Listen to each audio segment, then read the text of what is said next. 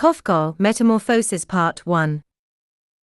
As Gregor Samsa woke one morning from a troubled dream, he found himself changed in his bed to some monstrous kind of vermin.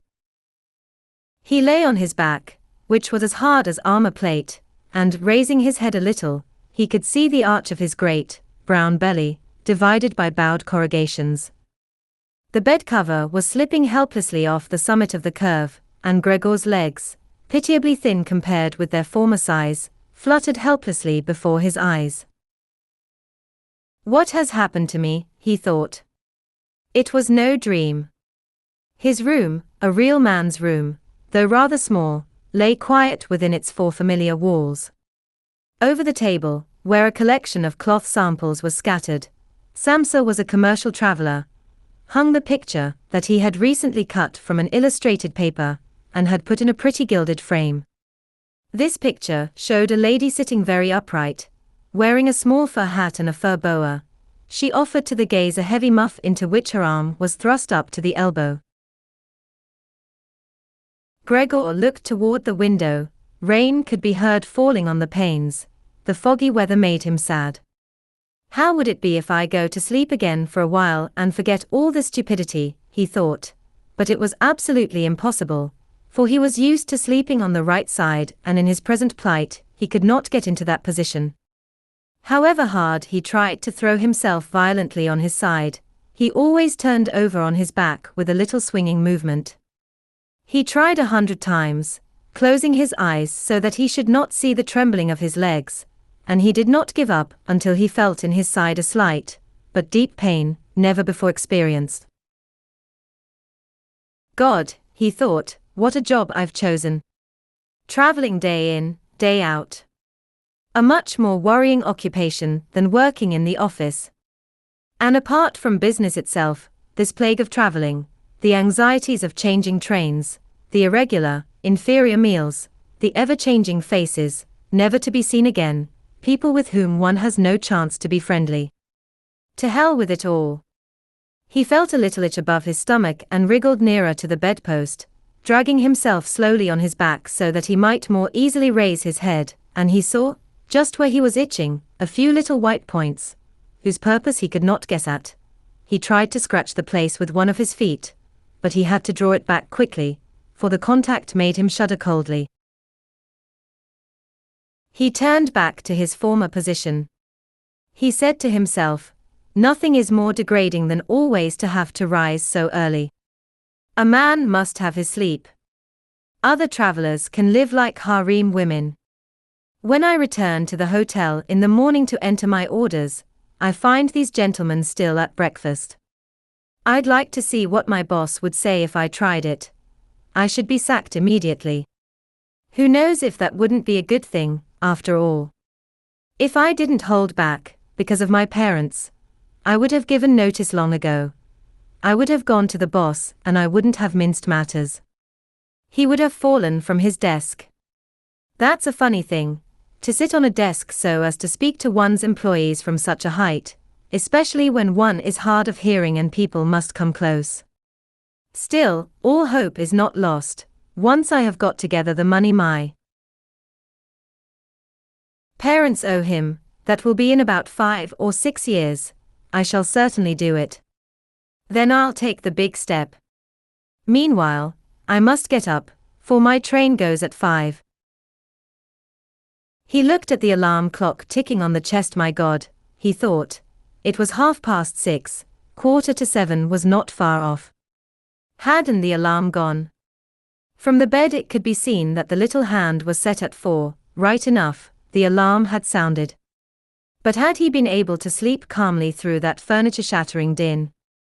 Calmly, no, his sleep had not been calm, but he had slept only the sounder for that. What should he do now? The next train went at 7. To catch it he must hurry madly, and his collection of samples was not packed. Besides, he himself did not feel at all rested nor inclined to move. And even if he did catch the train, his employer's anger was inevitable, since the firm's errand boy would have been waiting at the 5 o'clock train, and would have notified the firm of his lapse. He was just a toady to his boss, a stupid and servile boy. Supposing Gregor pretended to be ill. But that would be very tiresome, and suspicious, too, for during the 4 years he had been with the firm, he had never had the slightest illness. The manager would come with the health insurance doctor, he would reproach his parents for their son's idleness, and would cut short any objections by giving the doctor's argument that no people are sick, only idle. And would he be so far wrong, in such a case? Gregor felt in very good fettle, apart from his unnecessary need for more sleep after such a long night. He even had an unusually keen appetite. Just as he was quickly turning these thoughts over in his mind without being able to decide to leave the bed, while the alarm clock struck 7:15, he heard a cautious knock on his door, close by his bed's head. "Gregor," someone called. It was his mother. "It is 7:15. Didn't you want to catch the train?" What a soft voice. Gregor trembled as he heard his own voice reply. It was unmistakably his former voice, but with it could be heard, as if from below, a painful whining, which only allowed the words their real shape for a moment, immediately to confuse their sound so that one wondered if one had really heard aright. Gregor would have liked to answer fully and to give an explanation, but in these circumstances, he contented himself by saying, "Yes, yes, thank you, mother. I am just getting up." No doubt the door prevented her from judging the change in Gregor's voice, for the explanation reassured his mother, who went away, shuffling in her slippers. But because of this little dialogue, the other members of the family had become aware that, contrary to custom, Gregor was still in the house, and his father started to knock on one of the side doors, softly, but with his fists. "Gregor, Gregor," he cried, "what is the matter?" And, after a moment, in a warning tone, "Gregor. Gregor." At the other side door, the young man's sister softly called. "Gregor, aren't you well? Do you need anything?" "I am getting ready," said Gregor, answering both sides and forcing himself to pronounce carefully and to separate each word with a long pause, to keep a natural voice. His father went back to breakfast, but the sister still whispered, "Gregor, open the door, please do." But Gregor had no intention of answering this request. On the contrary, he complimented himself on having learned the habit of always locking his door, as if in a hotel. He would get up quietly, without being bothered by anyone, he would dress, and above all, he would have breakfast. Then would come the time to reflect, for he felt it was not in bed that a reasonable solution could be found. He recalled how often an unusual position adopted in bed had resulted in slight pains, which proved imaginary, as soon as he arose, and Gregor was curious to see his present hallucination gradually dissolve. As for the change in his voice, his private opinion was that it was the prelude to some serious quinsy, the occupational malady of travelers. He had no difficulty in turning back the coverlet. He needed only to blow himself up a little, and it fell of its own accord. But beyond that he was impeded by his tremendous girth. To get up, he needed arms and hands, but he had only numerous little legs, in perpetual vibration, over which he had no control. Before he could bend one leg, he first had to stretch it out, and when at last he had performed the desired movement, all the other legs worked uncontrollably, in intensely painful agitation. "I must not stay uselessly in bed," said Gregor to himself.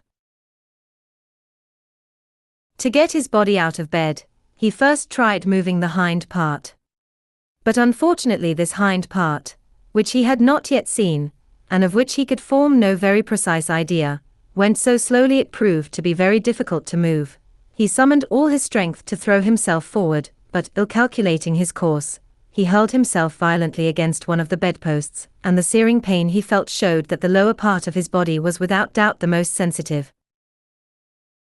He then tried to start with the fore part of his body, and cautiously turned his head toward the side of the bed. In this he succeeded quite easily, and the rest of his body, despite its weight and size, followed the direction of his head. But when his head left the bed and was hanging in mid-air, he was afraid to continue any further. If he were to fall in this position, it would be a miracle if he did not crack his head. And this was no moment to lose his senses, better to stay in bed.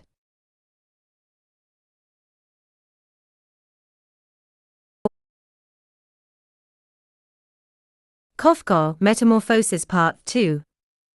But when, panting after his efforts, he again found himself stretched out just as before, when he saw his little legs struggling more wildly than ever, despairing of finding any means of bringing peace and order into this chaotic procedure, he once again realized that he absolutely could not stay in bed and that it was perfectly reasonable to sacrifice everything to the slightest chance of getting out.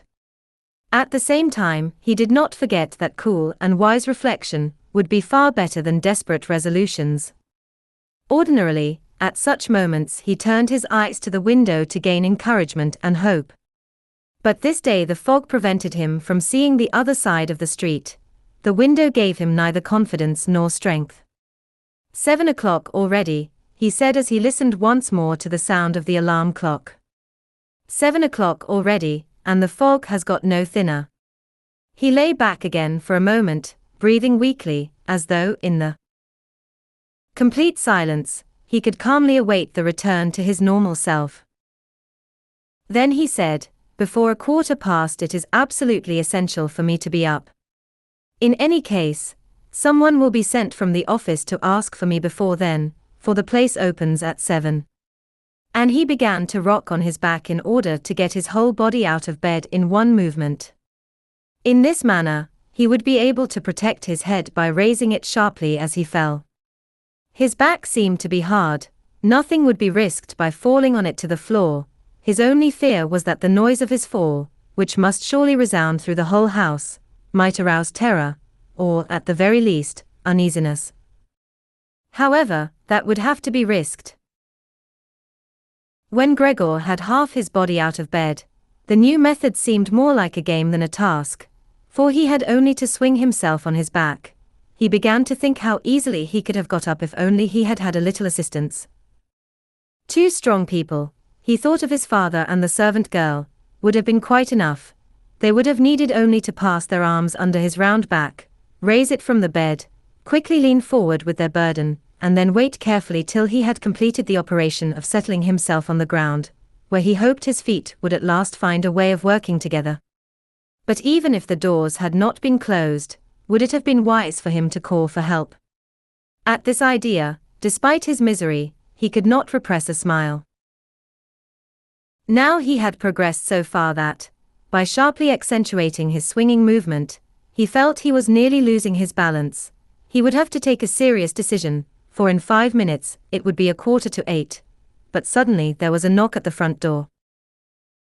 Someone from the office, he said to himself, and he felt his blood run cold, while his little legs quickened their saraband. For a moment all was quiet. "They are not going to the door," thought Gregor, in an access of absurd hope. But of course the maid, with a firm tread, went to the door and opened it. Gregor needed to hear only the caller's first words of greeting to know immediately who it was, the manager himself. Why was Gregor, particularly, condemned to work for a firm where the worst was suspected at the slightest inadvertence of the employees?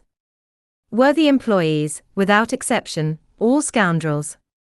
Was there among their number not one devoted, faithful servant, who, if it did so happen that by chance he missed a few hours' work one morning, might have found himself so numbed with remorse that he just could not leave his bed?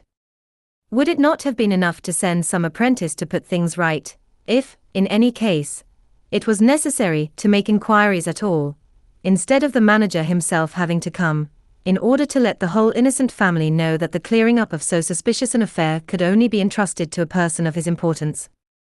These thoughts so irritated Gregor that he swung himself out of bed with all his might.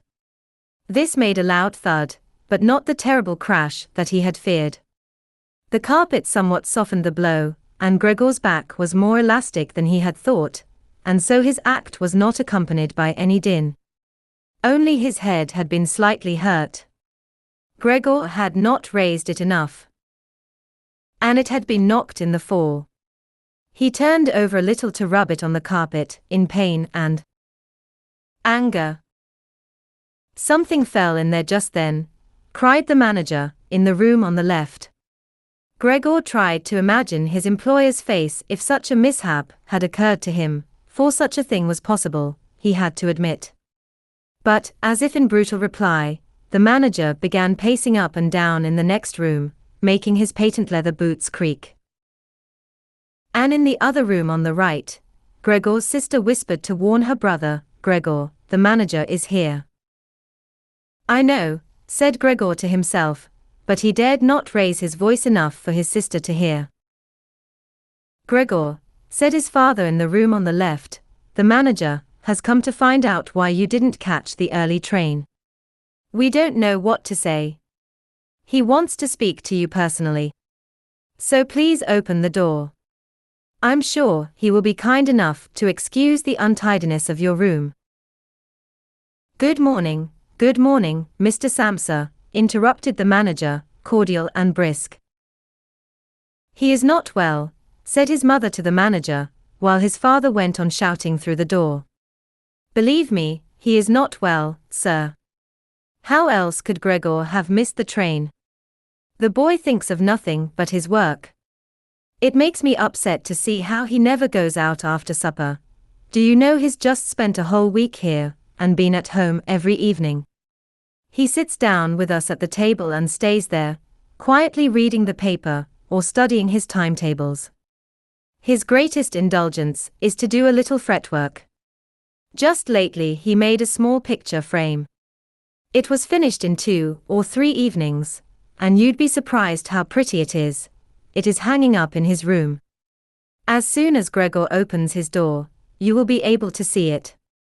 I am so glad you came, sir, because without you we would never have got Gregor to open his door. He is so obstinate, and surely he must be ill, even though he denied it this morning." "I am just coming," said Gregor slowly and carefully, but he continued to lie still, so as not to miss a word of the conversation. "I can offer no other suggestion," declared the manager. "Let us only hope it is nothing serious. However, we businessmen must often, fortunately or not, as you will, get on with our jobs and ignore our little indispositions." "Well, can the manager come in now?" asked his father impatiently, rapping on the door again. "No," said Gregor. In the room on the left there was a painful silence. In that on the right the sister began to sob. Why did she not go to the others? Possibly she had only just got out of bed and was not yet dressed. And why did she weep? Because he did not get up to let the manager in, because he risked losing his position, and because the boss would once more worry his parents about their old debts. These were misplaced troubles. Gregor was still there and had not the slightest intention of letting his family down. At this very moment, he was stretched out on the carpet, and nobody seeing him in this state could seriously have demanded that he should let the manager enter his room. But it was not on account of this slight impoliteness, for which in normal times he could easily have made his excuses later, that Gregor would be dismissed. And he thought it would be more reasonable, just now, to leave him alone rather than to upset him with tears and speeches. But it was just this uncertainty which was making the others uneasy, and which excused their behavior. "Herr Samsa," now cried the manager, raising his voice, "what is the matter? You barricade yourself in your room, you don't answer yes or no, you needlessly upset your parents, and you neglect your professional duties in an unheard of manner. I am speaking in the name of your employer and of your parents, and I beg you seriously to give us a satisfactory explanation immediately. I am astonished. I took you for a quiet, reasonable young man, and here you suddenly give yourself airs, behaving in an absolutely fantastic manner. The head of the firm, speaking to me this morning in your absence, suggested an explanation, which I rejected. He mentioned the samples which were entrusted to you a while ago. I gave him my word of honor that this had nothing to do with the affair, but now that I have been witness to your obstinacy, I can assure you, Herr Samsa, that it deprives me of any wish to defend you. Your job is by no means safe. I had intended to tell you this in private, but, since you oblige me to waste my time here for nothing, I see no reason for keeping quiet before your parents. I'd have you know that lately your work has been far from satisfactory. We realize, of course, that the time of the year is not propitious for big business, but you must understand, Herr Samsa, that a period with no business at all should not and cannot be tolerated.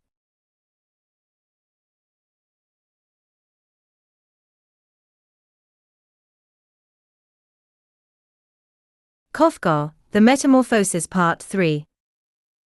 Gregor was beside himself. In his anxiety he forgot everything else. But, sir, he cried, I will open the door immediately. I will open it. I felt a little ill.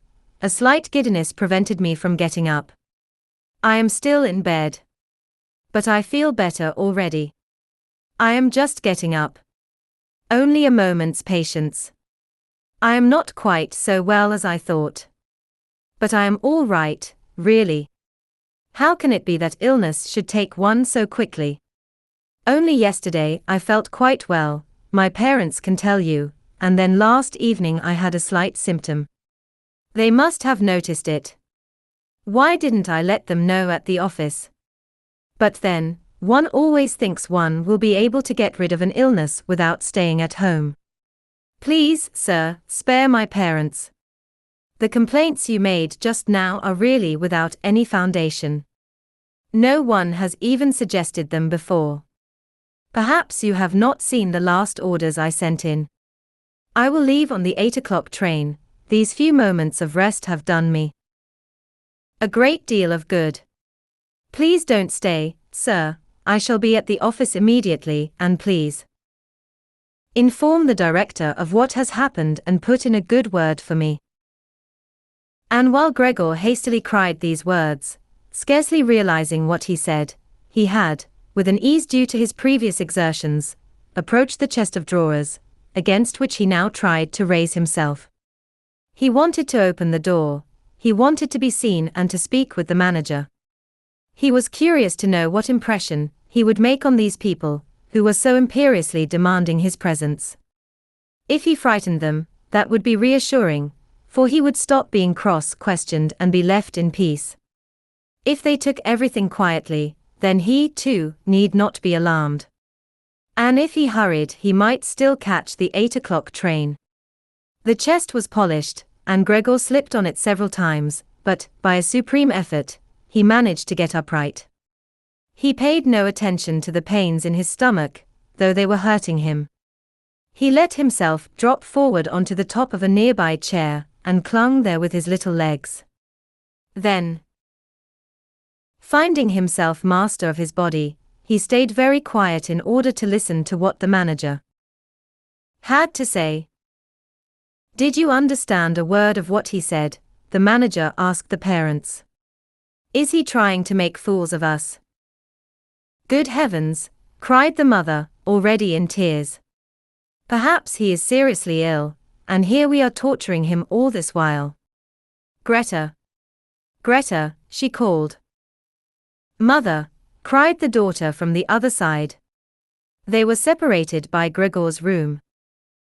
Fetch a doctor immediately. Gregor is ill. A doctor, quickly. Did you hear him speak? It was an animal's voice, said the manager. After the cries of the women, his voice seemed curiously gentle. Anna, Anna, shouted the father through the hall into the kitchen, clapping his hands. Get a locksmith, quick. And already the two young girls, how could his sister have dressed so soon, ran along the corridor with rustling skirts and opened the front door. No one heard the door close. No doubt it had been left open, as is the custom in houses to which a great misfortune has come.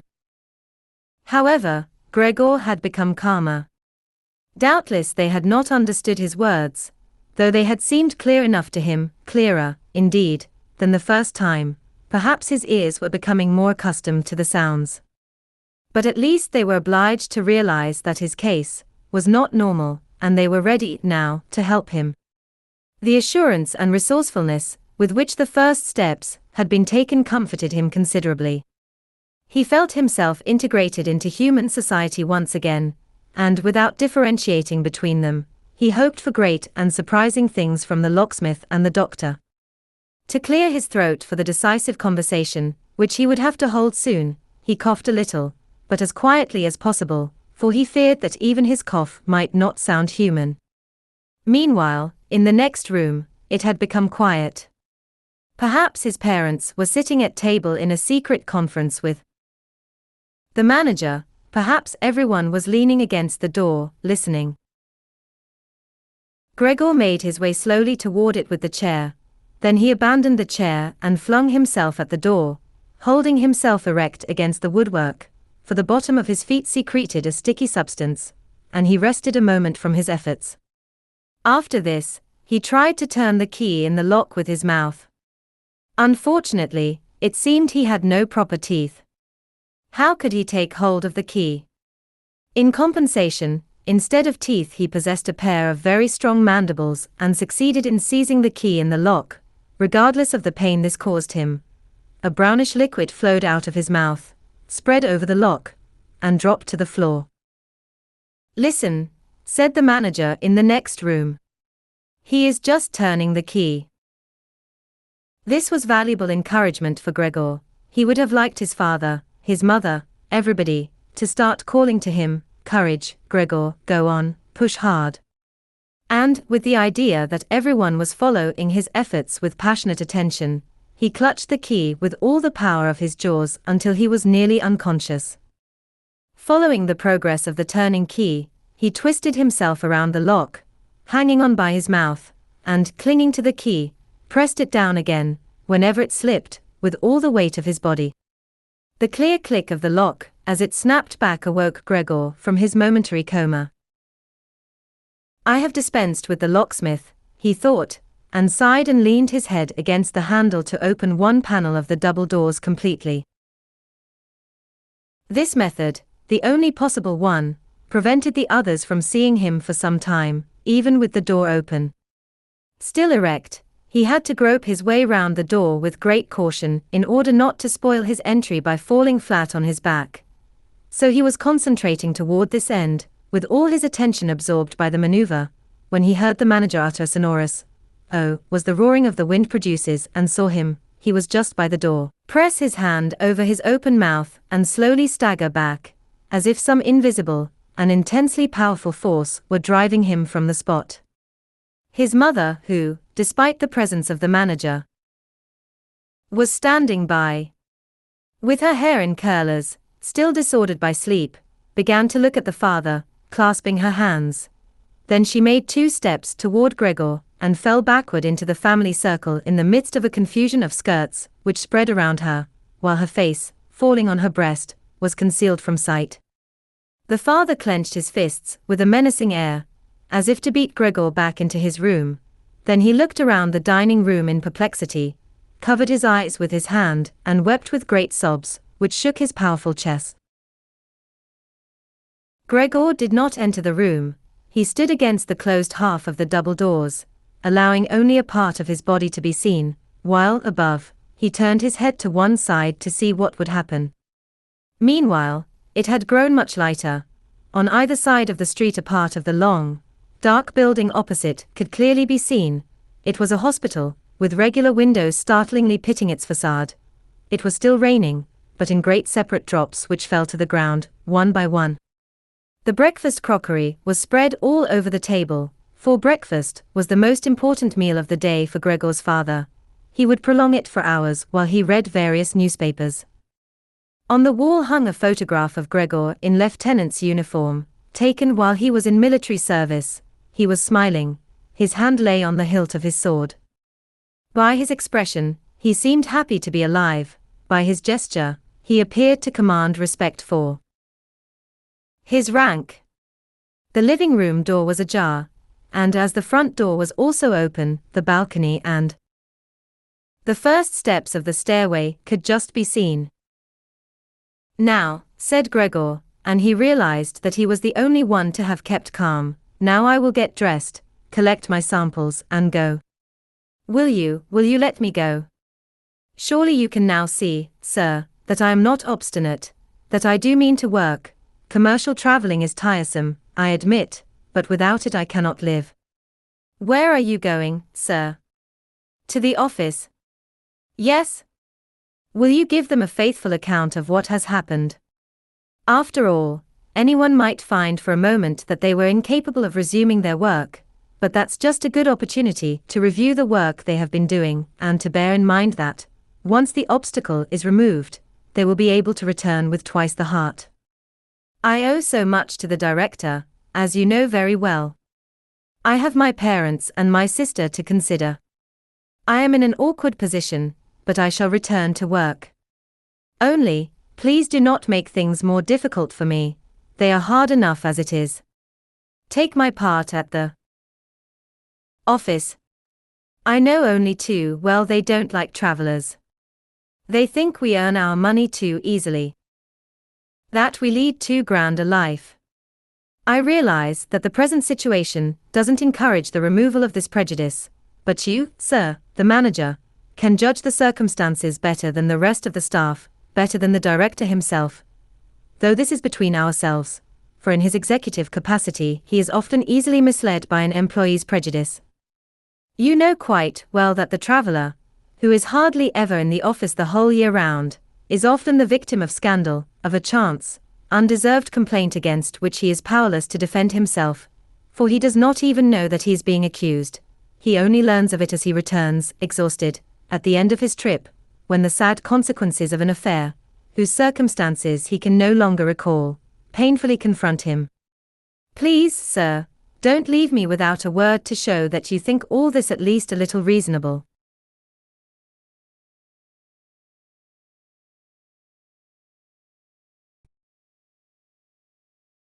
Kafka, The Metamorphosis Part 4. But, at Gregor's first words, the manager had turned away and only glanced back, with snarling lips, over his trembling shoulder. During Gregor's speech, he had not stood still for a moment. Instead, he had retreated furtively, step by step, toward the door, always keeping Gregor in sight, as if some secret law forbade him to leave the room. He had already reached the hall, and as he took the very last step out of the living room, one would have thought the floor was burning his shoes, so sharply did he spring. Then he stretched his hand toward the balustrade, as if some unearthly deliverance awaited him at the foot of the stairs. Gregor realized that, if he were to keep his job, on no account must the manager be allowed to leave in this condition. Unfortunately, his parents did not realize the position very clearly. They had for so long held the idea that Gregor was settled in the firm for life, and were so taken up with their present troubles, that they had little thought for such a contingency. But Gregor had more foresight. The manager must be stopped, calmed, convinced, and finally won over. The future of Gregor and of his family depended on it. If only his sister were there. She had understood. She had actually begun to weep while Gregor still lay quietly on his back. And the manager, who liked women, would have listened to her. He would have let himself be guided by her. She would have closed the door and would have proved to him, in the hall, how unreasonable his terror was. But she was not there. Gregor himself must manage this affair.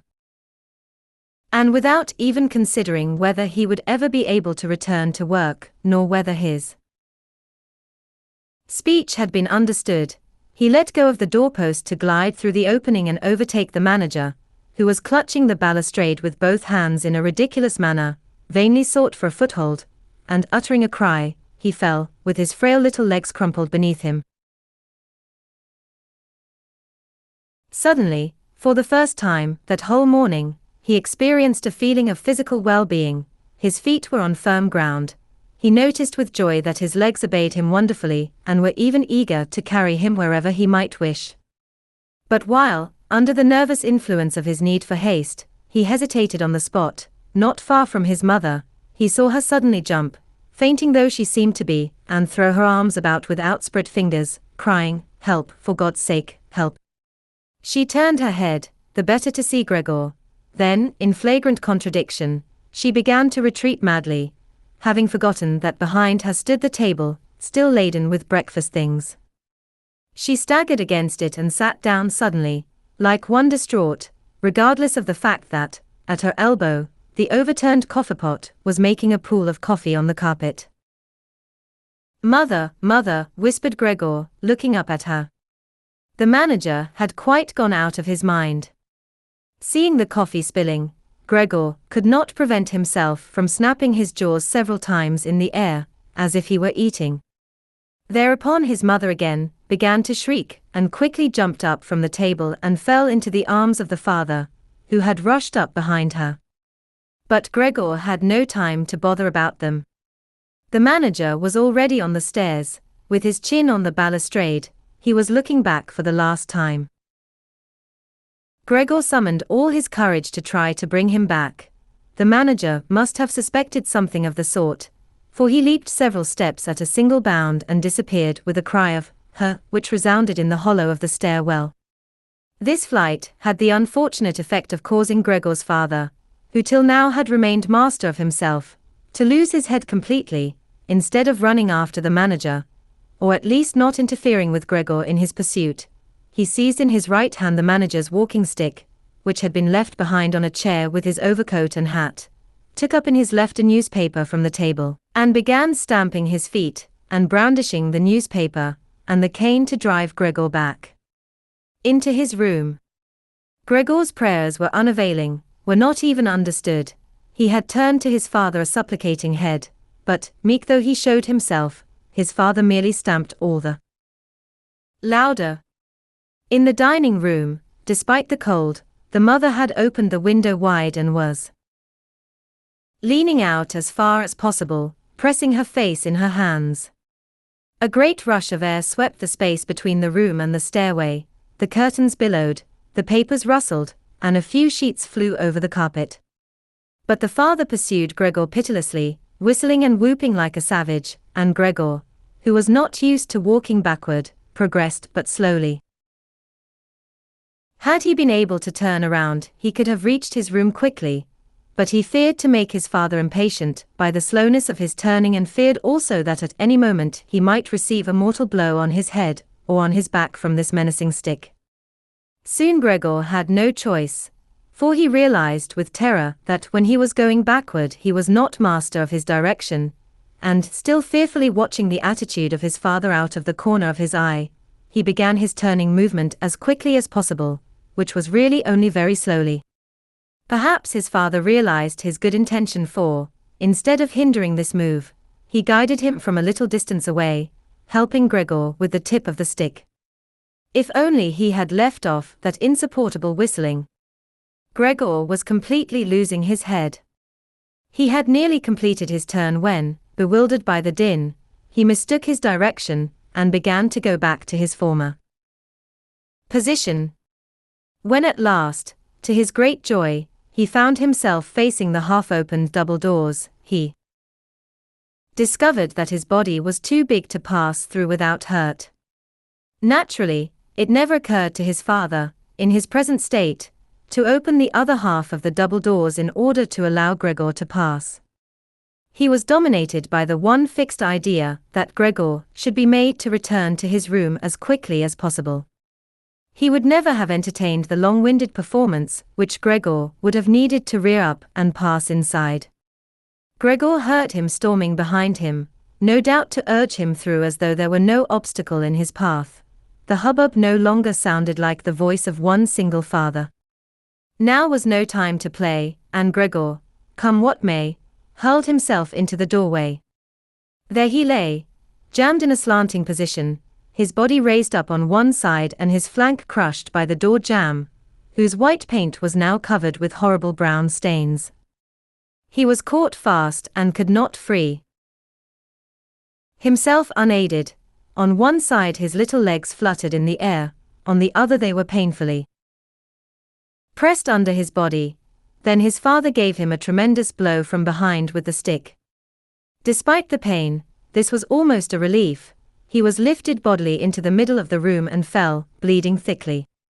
The door was slammed by a thrust of the stick, and then, at last, all was still. It was already dusk when Gregor awoke from his heavy, death-like sleep. Even had he not been disturbed, he would doubtless soon have awakened, for he felt he had had his fill of rest and sleep. However, he seemed to have been awakened by the cautious, furtive noise of a key turning in the lock of the hall door. The reflection of the electric tramway lay dimly here and there about the ceiling and on the upper parts of the furniture, but below, where Gregor was, it was dark. Slowly he dragged himself toward the door to ascertain what had happened and fumbled around clumsily with his feelers, whose use he was at last learning to appreciate. His left side seemed to him to be one long, irritating scar, and he limped about on his double set of legs. One of his legs had been seriously injured during the morning's events. It was a miracle that only one should be hurt, and it dragged lifelessly behind. When he reached the door, he realized what had attracted him, the smell of food. For there was a bowl of sweetened milk in which floated little pieces of bread. He could have laughed with delight, his appetite had grown so since morning. He thrust his head up to the eyes in the milk. But he drew it back quickly. His painful left side gave him some difficulty, for he could only eat by convulsing his whole body and snorting. Also, he could not bear the smell of milk, which once had been his favorite drink, and which his sister had no doubt prepared for this special reason. He turned from the bowl in disgust, and dragged himself to the middle of the room. The gas was lit in the dining room, he could see it through the cracks of the door. Now was the time when, ordinarily, his father would read aloud to his family from the evening paper, but this time Gregor heard nothing. Perhaps this traditional reading, which his sister always retailed to him in her conversation, and in her letters, had not lapsed entirely from the customs of the household. But everywhere was still, and yet surely someone was in the room. What a quiet life my family has led, thought Gregor, staring before him in the darkness, and he felt very proud, for it was to him that his parents and his sister owed so placid a life in so nice a flat. What would happen now, if this peace, this satisfaction, this well-being should end in terror and disaster? In order to dissipate such gloomy thoughts, Gregor began to take a little exercise, and crawled back and forth over the floor.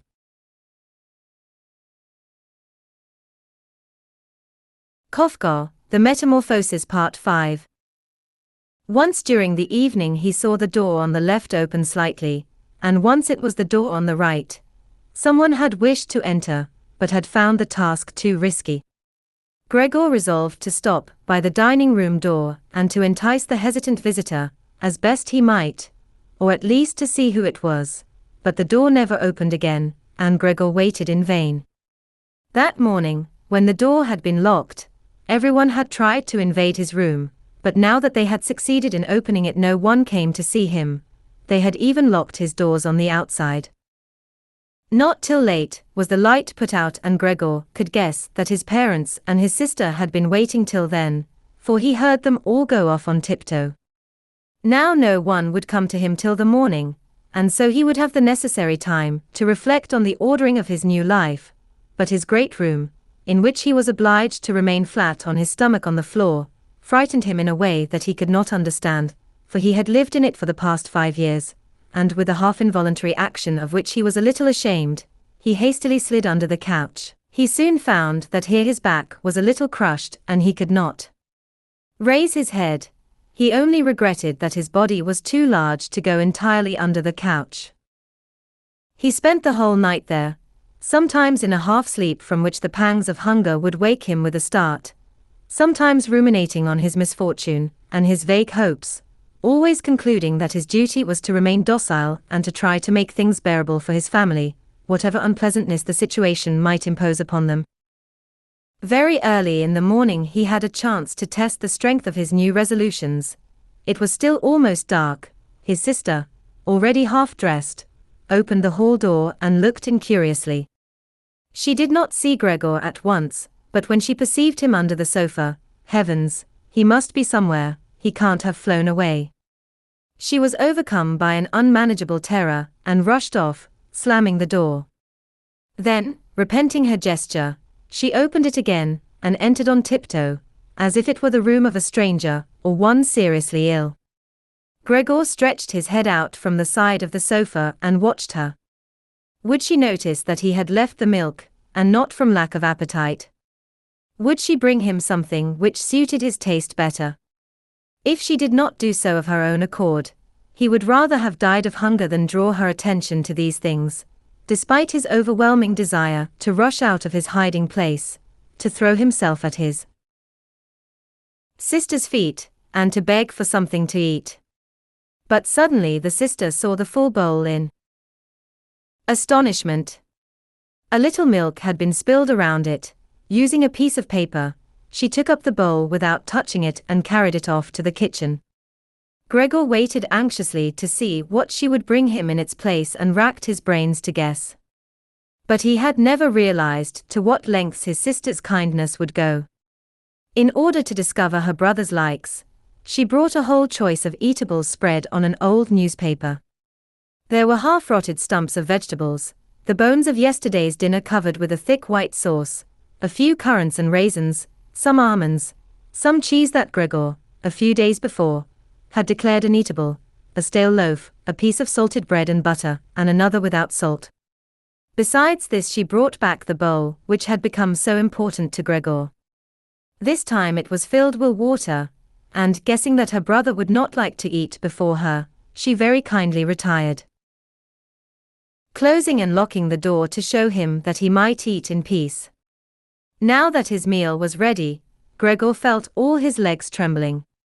His wounds seemed cured, for he felt not the slightest hindrance, and he was astonished to remember that when he had been human, and had cut his finger slightly only a few months ago, it had pained him for several days after. Have I become less sensitive, he wondered, but already he had begun sucking at the cheese, which had suddenly and imperiously attracted him above all the other food. Gluttonously he swallowed in turn the cheese, the vegetables, and the sauce, his eyes moist with satisfaction. As to the fresh things, he wanted none of them, their smell repelled him, and in order to eat, he separated them from the others. When he had finished and was idly making up his mind to return to his place, his sister slowly began to turn the key in the lock to give him the signal for retreat. He was very frightened, though he was half asleep, and hurried to reach the sofa. It needed great determination to remain beneath it during the time, however short, that his sister was in the room. His heavy meal had so swollen his body that he could scarcely breathe in his retreat. Between two fits of suffocation he saw, with his eyes filled with tears, that his sister, intending no harm, was sweeping up the remains of his meal with the very things that he had not touched, as if he needed them no more. She put the refuse into a bucket, which she covered with a wooden lid and hastily carried away. Hardly had she turned the handle before Gregor struggled out from his hiding place to expand his body to its proper size. So he was fed each day, in the morning, before his parents and the maid were awake, and in the afternoon, when lunch was over and while his parents were taking their nap and the maid had been provided with some task or other by his sister. Certainly they did not wish Gregor to die of hunger, but perhaps they preferred to know nothing about his meals except by hearsay. They could not have borne to see him, perhaps, also, in order to diminish their disgust, his sister was taking pains to spare them the slightest trouble.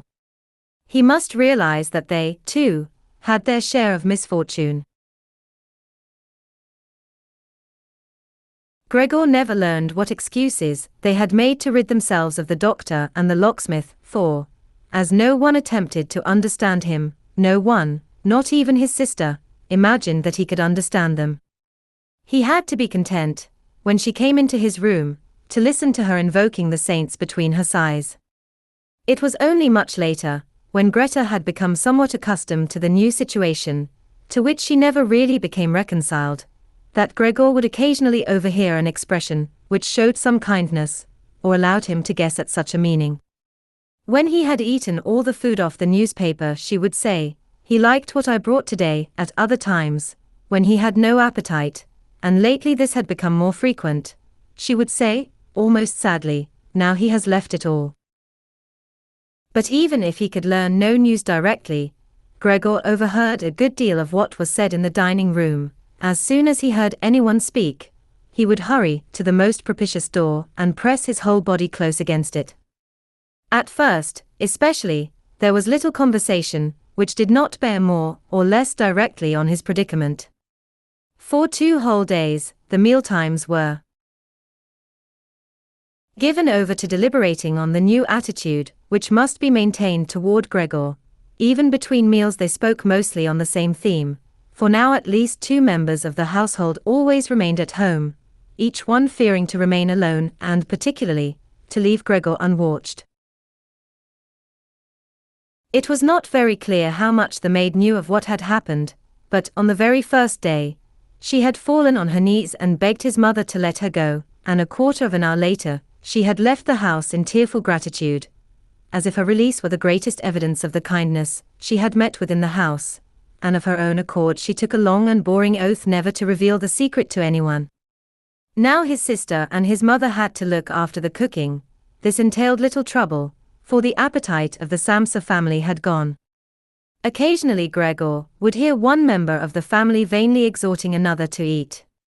The reply was always the same: "Thank you, I have had enough," or some such phrase. Perhaps, also, they did not drink. Often his sister would ask her father if he would like some beer. She would cheerfully offer to fetch it, or, faced with her father's silence, she would say, to remove any scruples on his part, that the landlady could go for it, but her father would always reply with a loud no, and nothing more would be said. In the course of the very first day, the father had clearly explained their precise financial situation to his wife and daughter. From time to time, he would get up from the table and hunt for some paper or account book in his Wortham safe, which he had saved from the crash when his business had failed 5 years before. He could be heard opening the complicated locks of the safe and closing it again, after he had taken out what he sought. Ever since he became a prisoner, nothing had given Gregor such pleasure as these financial explanations. He had always imagined that his father had been unable to save a penny from the ruins of his business. In any case, his father had never said anything to undeceive him, and Gregor had never questioned him upon the matter. He had done all he could to help his family to forget as quickly as possible the disaster which had plunged them into such despair.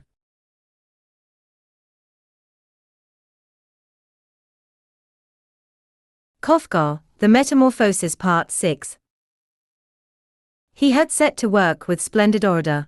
In less than no time, from being a junior clerk, he had been promoted to the position of traveller, with all the benefits of such a post, and his successes were suddenly transformed into hard cash, which could be spread on the table before the surprised and delighted eyes of his family. Those were happy times.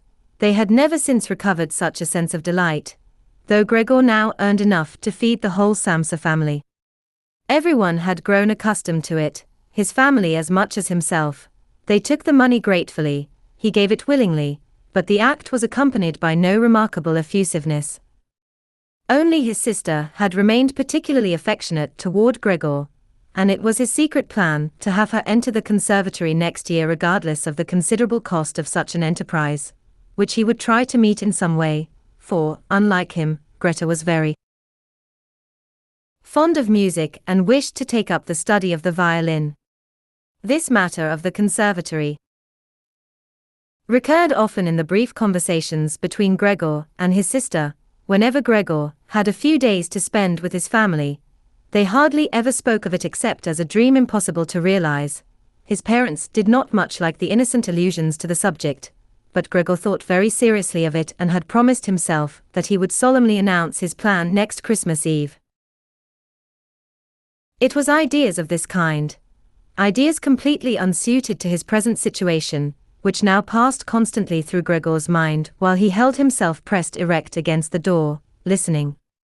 He would get so tired that he could no longer hear anything. Then he would let himself go and allow his head to fall against the door, but he would draw it back immediately, for the slightest noise was noticed in the dining room and would be followed by an interval of silence. What can he be doing now? his father would say after a moment's pause, turning, no doubt, toward the door. The interrupted conversation would only gradually be resumed. His father was often obliged to repeat his explanations in order to recall forgotten details, or to make them understood by his wife, who did not always grasp them the first time. Gregor thus learned, by what the father said, that, despite all their misfortunes, his parents had been able to save a certain amount from their former property, little enough, it is true, but it had been augmented, to some extent, by interest. Also, they had not spent all the money that Gregor, keeping only a few shillings for himself, had handed over to his family each week, enabling them to gather together a little capital. Behind his door, Gregor nodded his head in approval. He was so happy at this unexpected foresight and thrift. Doubtless, with these savings his father could have more rapidly paid off the debt he had contracted to Gregor's employer, which would have brought nearer the date of Gregor's release. But under the circumstances, it was much better that his father had acted as he had. Unfortunately, this money was not quite sufficient to enable the family to live on its interest. It would last a year, perhaps 2, but no more. It was a sum which must not be touched, which must be kept for a case of urgent necessity. As for money on which to live, that would have to be earned. Now, despite his good health, the father was nevertheless an old man who had ceased to work 5 years before and who could not be expected to entertain any foolish hopes of getting employment. During these 5 years of retirement, his first holiday, in a life entirely devoted to work and unsuccess, he had become very fat, and moved with great difficulty. And the old mother would not be able to earn much, suffering as she did from asthma, for even now it was an effort for her to get about the house. She passed a good deal of her time each day lying on the sofa, panting and wheezing under the open window. Anne was the breadwinner to be the sister, who was still but a child, 17 years old, so suited to the life she had led till then, nicely dressed, getting plenty of sleep, helping in the house, taking part in a few harmless little entertainments, and playing her violin. Whenever the conversation fell on this topic, Gregor left the door and lay on the leather sofa, whose coolness was so soothing to his body, burning as it was with anxiety and shame. Often he just lay there all night, sleepless, and hearing no sound for hours on end save the creak of the leather as he turned. Or, uncomplainingly, he would push his armchair toward the window, crawl up on it, and, propped on the seat, he would lean against the window, not so much to enjoy the view as to recall the sense of release he once used to feel whenever he looked across the pavements. For now he was daily becoming more short-sighted. He could not even make out the hospital opposite, which he had cursed when he was human, because he could see it all too clearly. And had he not known so well that he was living in Charlottenstrasse, a quiet but entirely urban street, he might have thought his window gave out on a desert, where the grey of the sky and the grey of the earth merged indistinguishably together. His attentive sister had only to see the armchair by the window twice to understand. From then on, each time she tidied the room, she would push the armchair to the window, and would always leave its lower half openly. If only Gregor had been able to speak to his sister, to thank her for all she was doing for him, he could have borne her services easier, but as it was, they pained and embarrassed him. Greta naturally tried to hide any appearance of blame or trouble regarding the situation, and as time went on she played her part even better. But she could not prevent her brother from realizing his predicament more and more clearly. Each time she entered his room, it was terrible for Gregor.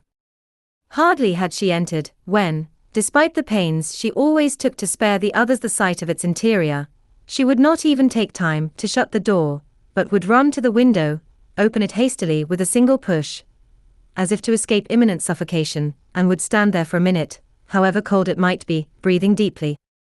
Twice a day she terrified Gregor with this rush and clatter. He shrank trembling under the couch the whole time. He knew his sister would have spared him this had she been able to stand being in the room with him with the window shut. One time, it must have been a month after Gregor's change, and his sister had no grounds for astonishment at his appearance. She came a little earlier than usual and found him looking out of the window, motionless, and in such a position as to inspire terror. If she had not liked to enter, that would not have surprised Gregor, for his position prevented her from opening the window. But not only would she not enter, she sprang back, slammed the door, and locked it. A stranger might have thought that Gregor was lying in wait for his sister, to attack her.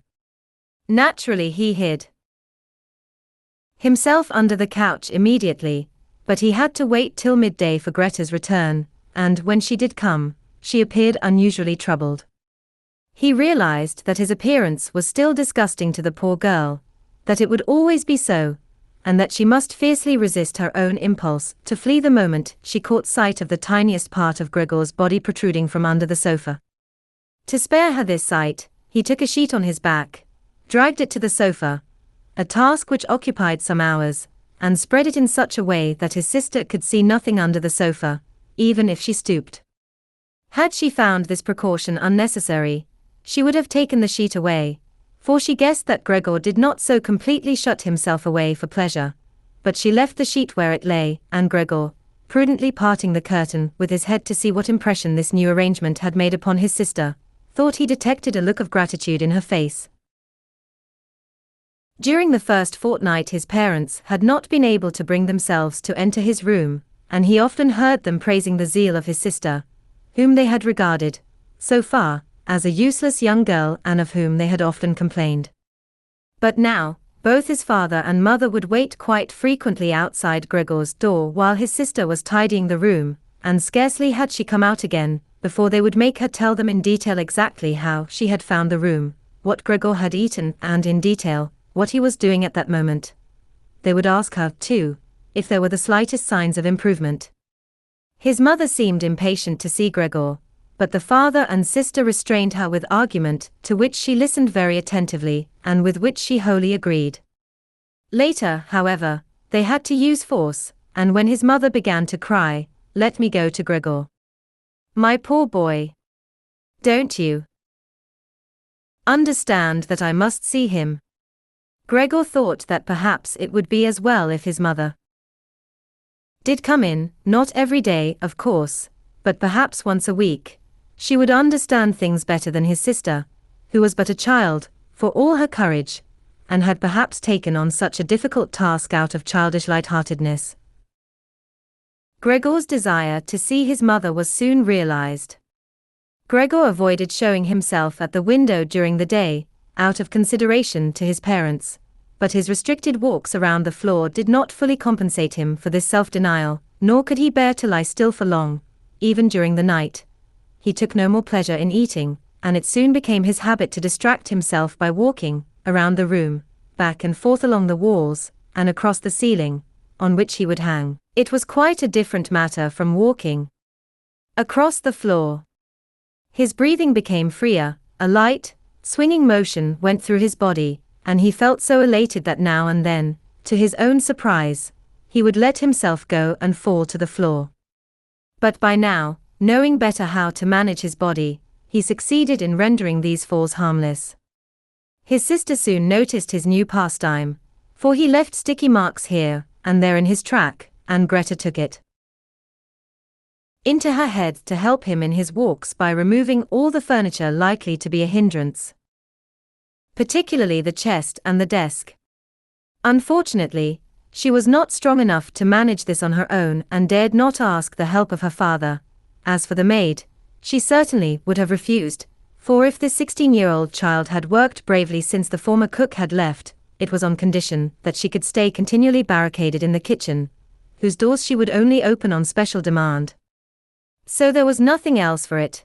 Greta would have to enlist the mother's help one day when the father was away. Kafka, The Metamorphosis Part 7. The mother gladly consented, but her exclamations of joy were hushed before Gregor's door. The sister first made sure that everything was in order in the room, then she allowed the mother to enter. In his great haste, Gregor had pulled the sheet down further than usual, and the many folds in which it fell gave the scene the air of a still life. This time he refrained from peeping under the sheet to spy on his mother, but he was delighted to have her near. "You may come in, he is not in sight," said his sister, and taking her mother by the hand, she led her into the room. Then Gregor heard the two frail women struggling to remove the heavy old chest. The sister undertook the hardest part of the task, despite the warnings of her mother, who feared she might do herself some harm. It took a long time. They had been struggling with the chest for 4 hours when the mother declared that it might be best to leave it where it was, that it was too heavy for them, that they would not finish moving it before the father returned, and that, with the chest in the middle of the room, Gregor would be considerably impeded in his movements, and finally, who knew whether he might not be displeased by the removal of his furniture? The mother thought he would be. The sight of the bare walls struck cold at her heart.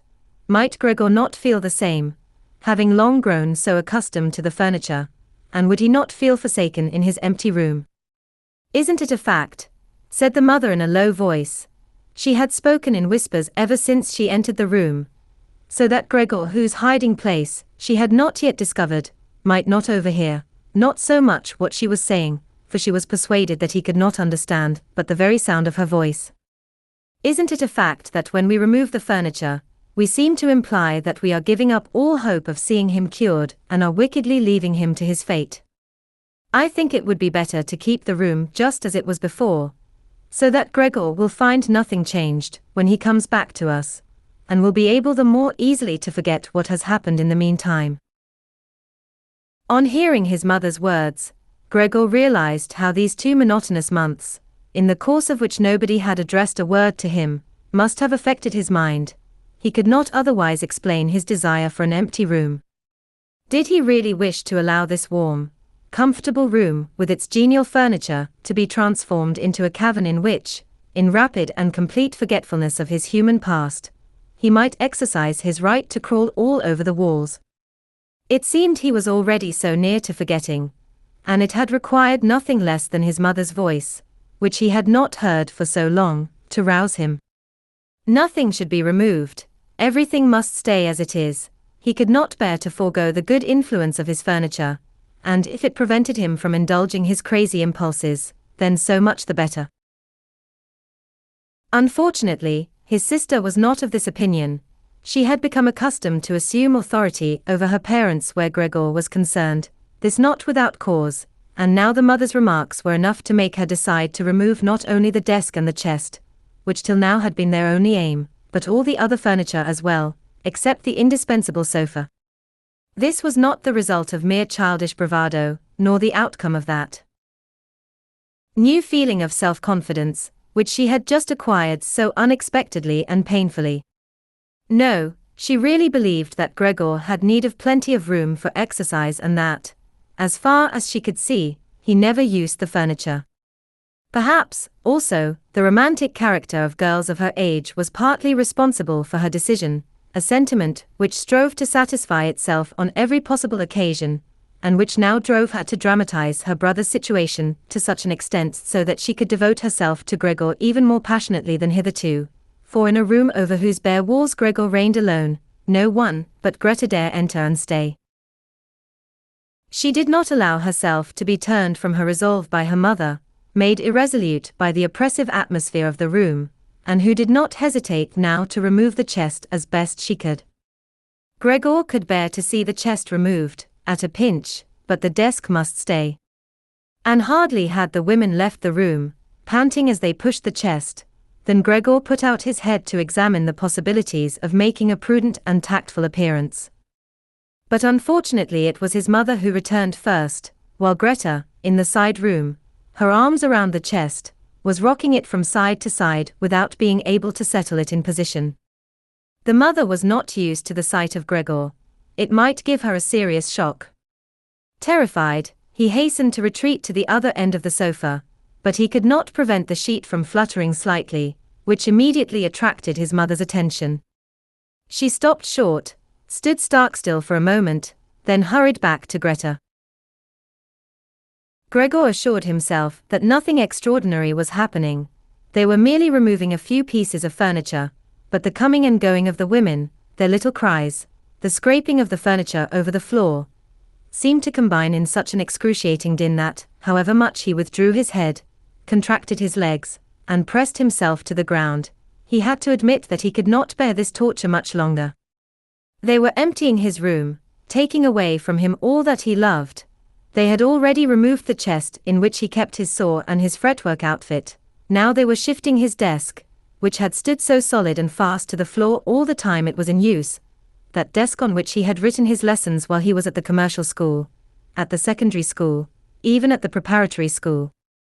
However, he could no longer keep pace with their intentions, for so absent-minded had he become he had almost forgotten their existence, now that fatigue had quietened them and the clatter of the feet could no longer be heard. So he came out. The women were only leaning against the desk in the next room, recovering their breath, and he found himself so bewildered that he changed his direction 4 times. He really could not decide what he should first salvage, when suddenly he caught sight of the picture of the woman in furs which assumed tremendous importance on the bare wall. He hastily climbed up and pressed himself against the glass, which stuck to his burning belly and refreshed him delightfully. This picture, at least, which Gregor entirely covered, should not be snatched away from him by anyone. He turned his head toward the dining room door to observe the women as they returned. They had had but a short rest and were already coming back. Greta's arm was round her mother's waist, supporting her. "Well, what shall we take now?" said Greta, and she looked around. Her eyes met those of Gregor on the wall. If she succeeded in keeping her presence of mind, it was only for her mother's sake, toward whom she leaned her head to prevent her from seeing anything and said, a little too quickly, and with a trembling voice, "Come, wouldn't it be better to go back to the living room for a minute?" The girl's intention was clear to Gregor. She wished to put her mother in a safe place and then to drive him from the wall. Well, let her try. He lay over his picture, and he would not let it go. He would rather leap into his sister's face. But Greta had merely disquieted her mother. Now she turned, saw the gigantic brown stain spread over the wallpaper, and before she realized that it was Gregor she was seeing, she cried, "Oh God! Oh God!" in a screaming, raucous voice, fell on the sofa with outspread arms in a gesture of complete renunciation, and gave no further sign of life. "You, Gregor!" cried the sister, raising her fist and piercing Gregor with a look. It was the first word she had addressed to him directly ever since his metamorphosis. Then she ran to get some smelling salts from the dining room to rouse her mother from her swoon. Gregor decided to help. There was still time to save the picture. Alas, he found he had stuck fast to the glass and had to make a violent effort to detach himself. Then he hurried into the dining room as if able to give his sister some good advice, but he was obliged to content himself with remaining passively behind her while she rummaged among the bottles, and he frightened her so terribly when she turned around that a bottle fell and broke on the floor. A splinter wounded Gregor in the face, and a corrosive medicine flowed round his feet. Then Greta hastily grabbed up all the bottles she could carry and rushed into her mother, slamming the door behind her with her foot. Now Gregor was shut out from his mother, who perhaps was nearly dead through his fault. He dared not open the door lest he drive away his sister, who must stay by his mother. So there was nothing to do but wait, and gnawed by remorse and distress, he began to wander over the walls, the furniture, and the ceiling so rapidly that everything began to spin around him, till in despair he fell heavily onto the middle of the huge table. A moment passed. Gregor lay stretched there. Around all was still. Perhaps that was a good sign. But suddenly he heard a knock. The maid was naturally barricaded in her kitchen. Greta herself must go to the door. His father had returned. "What has happened?" were his first words. No doubt Greta's expression had explained everything. The girl replied in a stifled voice. Probably she leaned her face against her father's breast. "Mother fainted, but she is better now. Gregor has broken out." "I was waiting for that," said the father. "I told you all along, but you women will never listen."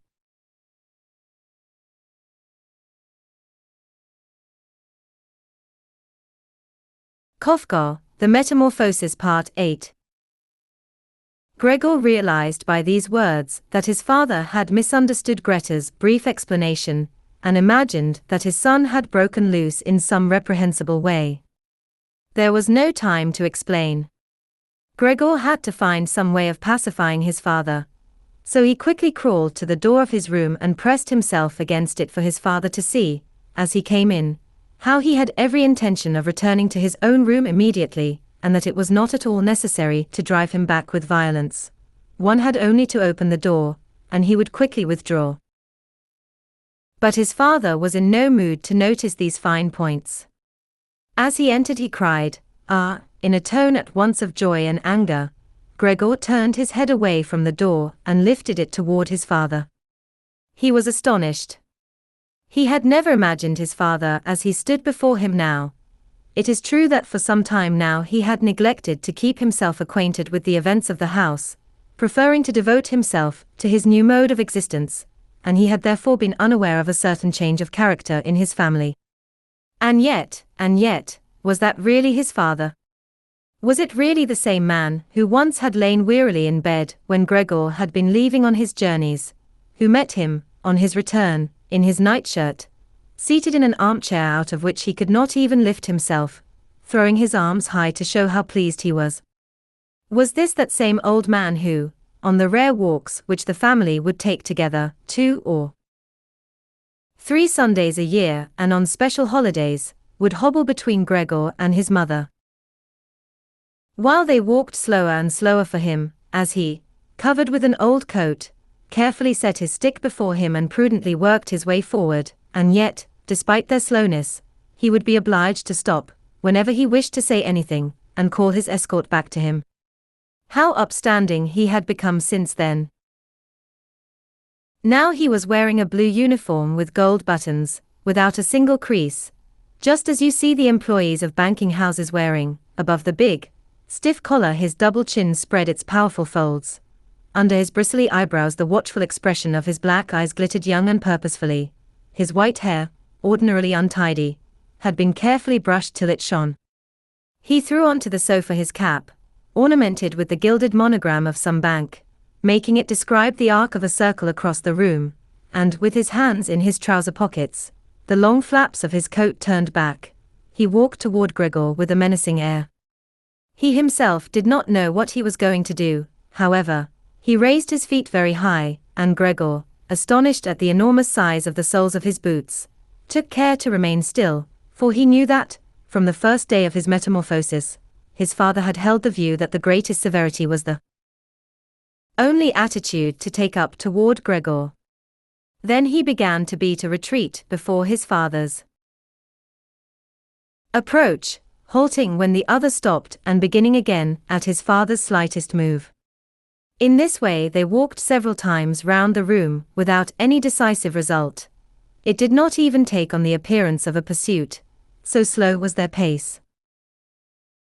Gregor was provisionally keeping to the floor. He feared that if his father saw him climbing about the walls or rushing across the ceiling, he might take this maneuver for some refinement of bad behavior. However, he had to admit that he could not go on much longer in this way.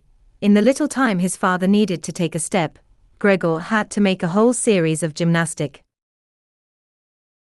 movements, and as he had never had good lungs, he now began to pant and wheeze. He tried to recover his breath quickly in order to gather all his strength for a supreme effort, scarcely daring to open his eyes, so stupefied that he could think of no other way to safety than by pursuing his present course. He had already forgotten that the walls were at his disposal, and the carefully carved furniture, all covered with festoons of plush and lace as it was. Suddenly something flew sharply by him, fell to the ground, and rolled away. It was an apple, carelessly thrown. A second one flew by. Paralyzed with terror, Gregor stayed still. It was useless to continue his course, now that his father had decided to bombard him. He had emptied the bowls of fruit on the sideboard, filled his pockets, and now threw apple after apple, without waiting to take aim. These little red apples rolled about the floor as if electrified, knocking against each other. One lightly thrown apple struck Gregor's back and fell off without doing any harm, but the next one literally pierced his flesh. He tried to drag himself a little further away, as if a change of position could relieve the shattering agony he suddenly felt, but he seemed to be nailed fast to the spot and stretched his body helplessly, not knowing what to do. With his last, hopeless glance, he saw his door open suddenly, and in front of his sister, who was shouting at the top of her voice, his mother came running in her petticoat, for his sister had partly undressed her that she might breathe easier in her swoon. And his mother, who ran to the father, losing her skirts one by one, stumbled forward, thrust herself against her husband, embraced him, pressed him to her, and with her hands clasped at the back of his neck, already Gregor could see no more, begged him to spare Gregor's life. The apple which no one dared draw from Gregor's back remained embedded in his flesh as a palpable memory, and the grave wound, which he now had borne for a month, seemed to have reminded his father that Gregor, despite his sad and terrible change, remained none the less a member of the family and must not be treated as an enemy. On the contrary, duty demanded that disgust should be overcome and Gregor be given all possible help. His wound had made him lose, irremediably, no doubt, much of his agility. Now, merely to cross his room required a long, long time, as if he were an aged invalid. His walks across the walls could no longer be considered. But this aggravation of his state was largely compensated for, in his opinion, by the fact that now, every evening, the dining room door was left open. For 2 hours he would wait for this. Lying in the darkness of his room, invisible to the diners, he could observe the whole family gathered round the table in the lamplight, and he could, by common consent, listen to all they had to say. It was much better than before. It must be admitted that they no longer held those lively conversations of which, in former times, he had always thought with such sadness, as he crept into his damp bed in some little hotel room. Most of the time, now, they discussed nothing in particular after dinner. The father would soon settle himself to doze in his armchair, the mother and daughter would bid each other be silent, the mother, leaning forward in the light, would sew at some fine needlework for a lingerie shop, and the sister, who had obtained a job as a shop assistant, would study shorthand or French in the hope of improving her position. Now and then the father would wake up, and as if he did not know that he had been asleep, would say to his wife, "How late you are sewing tonight," and would fall off to sleep again, while the mother and sister would exchange a tired smile. By some capricious obstinacy, the father always refused to take off his uniform. Even at home, his dressing gown hung unused in the wardrobe, and he slept in his armchair in full livery, as if to keep himself always ready to carry out some order. Even in his own home he seemed to await his superior's voice. Moreover, the uniform had not been new when it was issued to him, and now each day it became more shabby, despite the care which the two women devoted to it, and Gregor often spent the evening staring dully at this coat, so spotted and stained, whose polished buttons always shone so brightly, and in which the old man slept, uncomfortably but peacefully. As soon as the clock struck 10, the mother, in a low voice, tried to rouse her husband and to encourage him to go to bed, as it was impossible to get proper sleep in such a position, and he must sleep normally before returning to work at 6 the next morning. But, with the obstinacy which had characterized him ever since he had obtained his position at the bank, he would stay at the table although he regularly dropped off to sleep, and thus it would become more and more difficult to induce him to change his armchair for the bed. The mother and sister might insist with their little warnings, he stayed there just the same, slowly nodding his head, his eyes shut tight, and would not get up. The mother might shake him by the wrist, might whisper endearments in his ear, the daughter might abandon her work to assist her mother, but all in vain. The old man would merely sink deeper in his chair. At last the two women would have to take him under the arms to make him open his eyes. Then he would look at each in turn and say, "What a life! Is this the hard-earned rest of my old days?" And, leaning on the two women, he would rise painfully, as if he were a tremendous weight, and would allow himself to be led to the door by his wife and daughter. Then he would wave them off and continue alone, while the mother and sister, the one quickly throwing down her pen, the other her needle, would run after him to help. Who in the overworked and overtired family had time to attend to Gregor, except for his most pressing needs? The household budget was ever more and more reduced. At last the maid was dismissed. In her place, a gigantic charwoman with bony features and white hair, which stood up all around her head, came, morning and evening, to do the harrier work. The rest was done by the mother, over and above her interminable mending and darning. It even happened that they were obliged to sell various family trinkets, which formerly had been worn proudly by the mother and sister at ceremonies and festivals, as Gregor discovered one evening when he heard them discussing the price they hoped to get. But their most persistent complaints were about this flat, which was so much larger than they needed and which had now become too expensive for the family purse. They could not leave, they said, for they could not imagine how Gregor could be moved. Alas, Gregor understood that it was not really he who was the chief obstacle to this removal, for he might easily have been transported in a large wooden box pierced with a few air holes. No, what particularly prevented the family from changing their residence was their own despair, the idea that they had been stricken by such a misfortune as had never before occurred in the family, or within the circle of their acquaintances.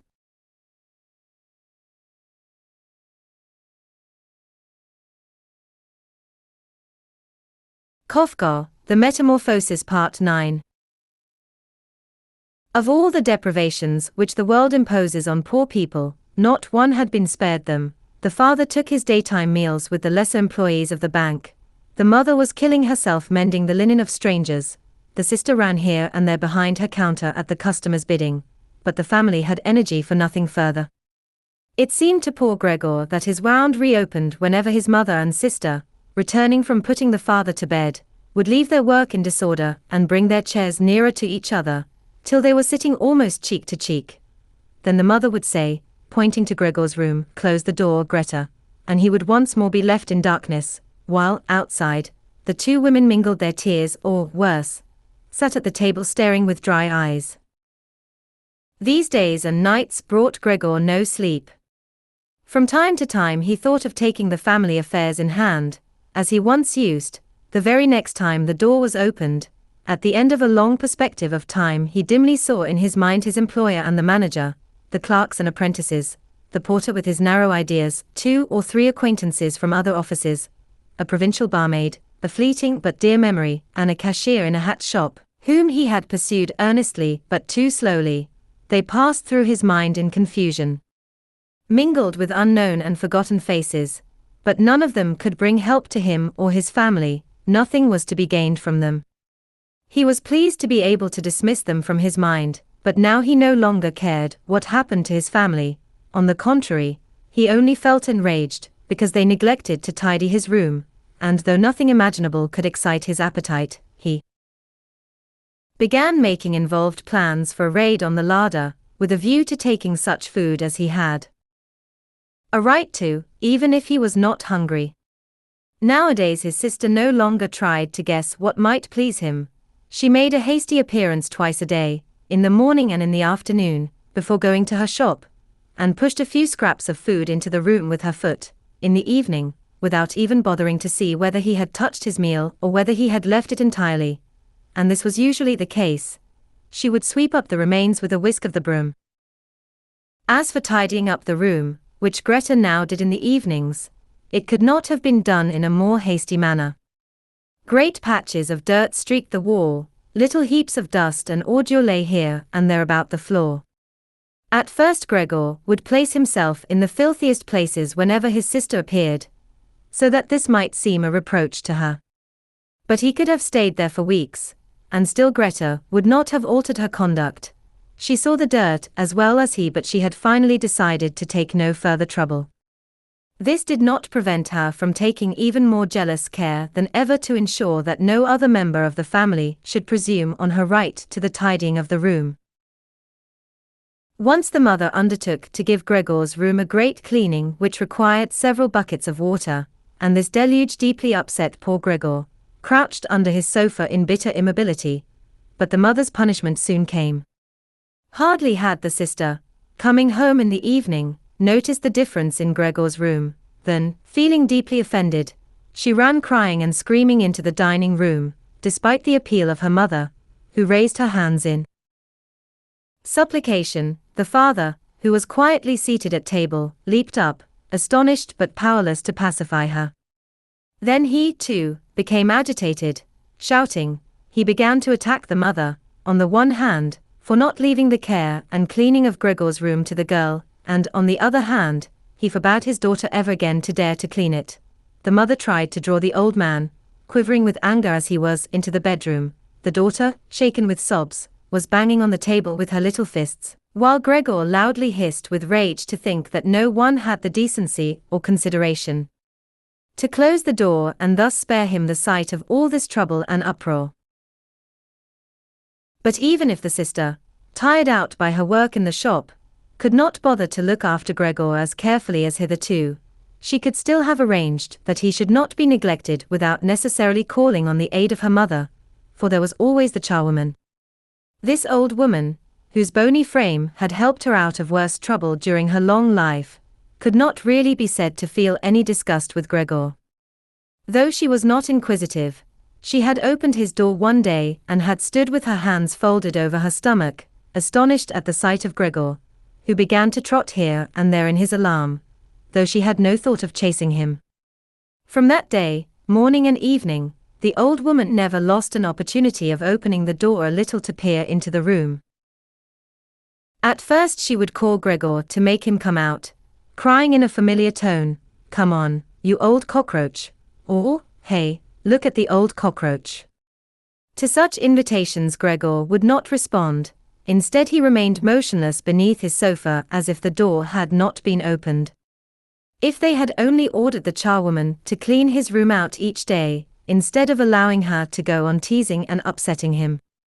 Early one morning, when heavy rain, perhaps a sign of approaching spring, beat on the roofs, Gregor was so annoyed by the old woman as she began to bait him again, that he suddenly turned on her, in a somewhat cumbersome and uncertain manner, it must be admitted, but with every intention of attacking her.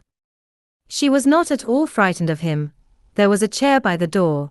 She took it up and brandished it, opening wide her mouth with the obvious intention of not closing it until she had brought the chair down with a crash on Gregor's back.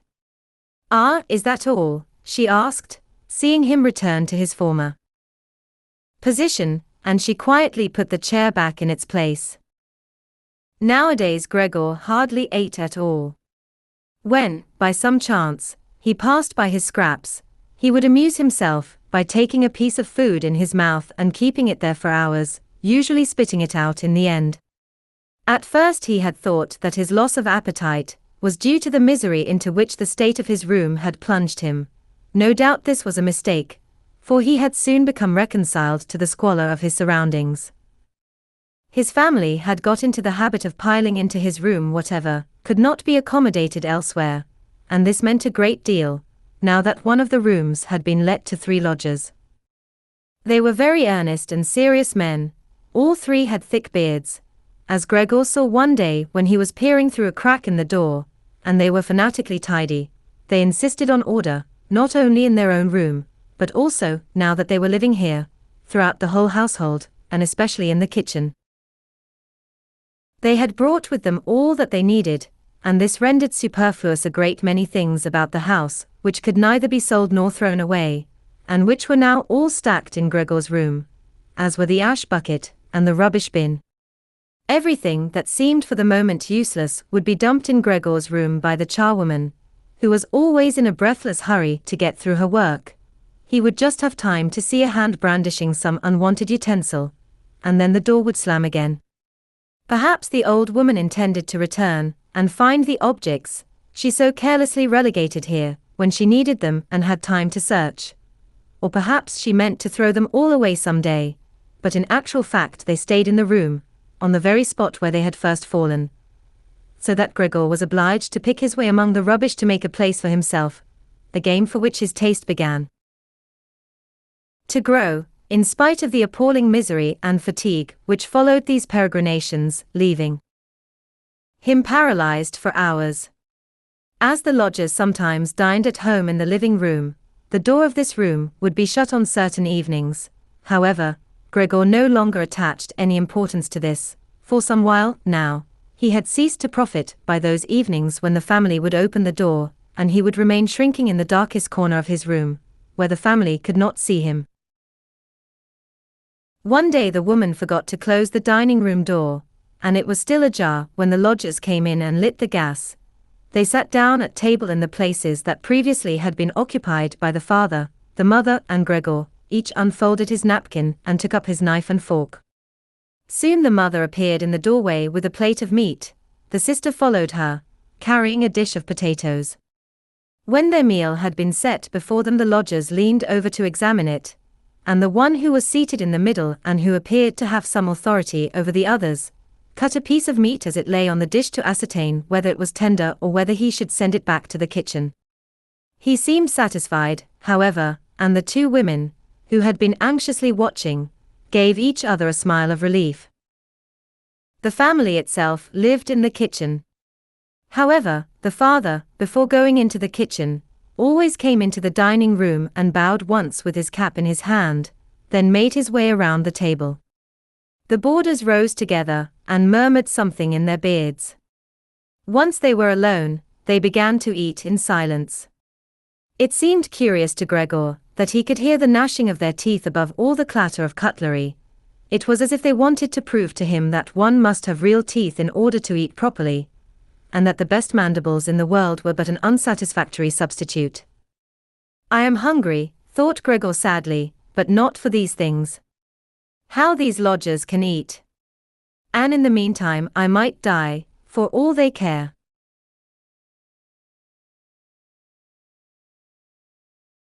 Kafka, The Metamorphosis Part 10.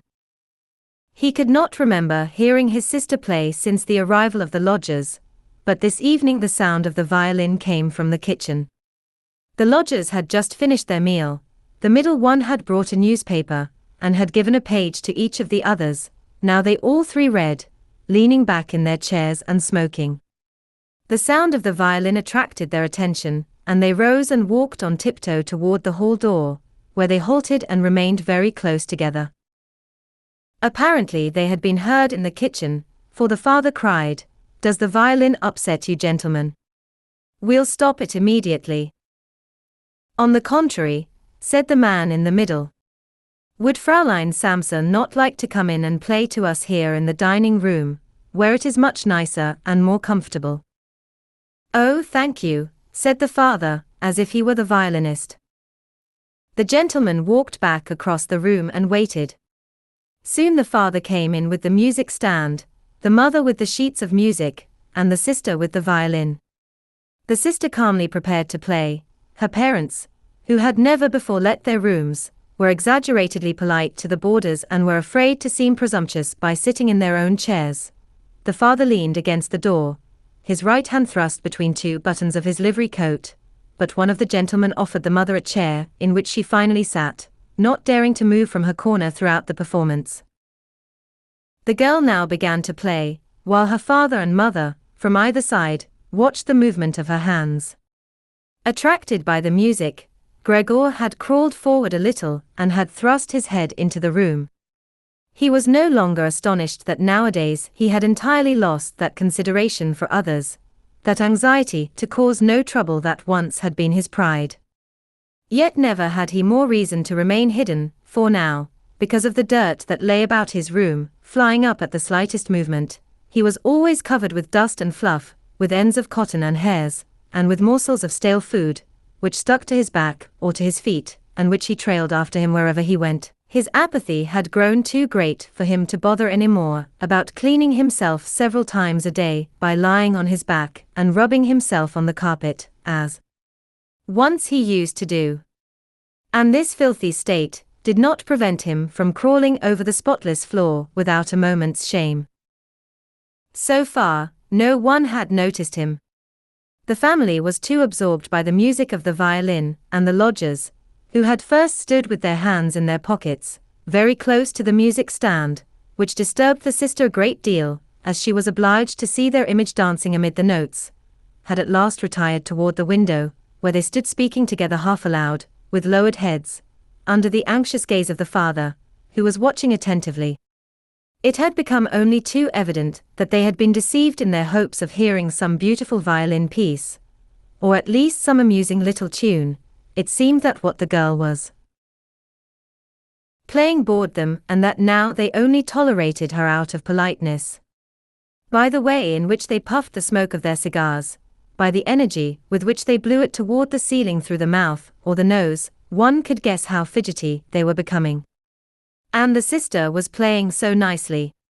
Her face leaning to one side, her glance followed the score carefully and sadly. Gregor crawled forward a little more, and put his head as near as possible to the floor to meet her gaze. Could it be that he was only an animal, when music moved him so? It seemed to him to open a way toward that unknown nourishment he so longed for. He resolved to creep up to his sister and to pull at her dress to make her understand that she must come with him, for no one here would appreciate her music as much as he. He would never let her out of his room, at least, while he lived. For once, his horrible shape would serve him some useful purpose. He would be at all doors at once, repulsing intruders with his raucous breath, but his sister would not be forced to stay there. She must live with him of her own accord. She would sit by him on the sofa, hearing what he had to say. Then he would tell her in confidence that he had firmly intended to send her to the conservatory and had planned to let everyone know last Christmas was Christmas really past, without listening to any objections, had his misfortune not overtaken him too soon.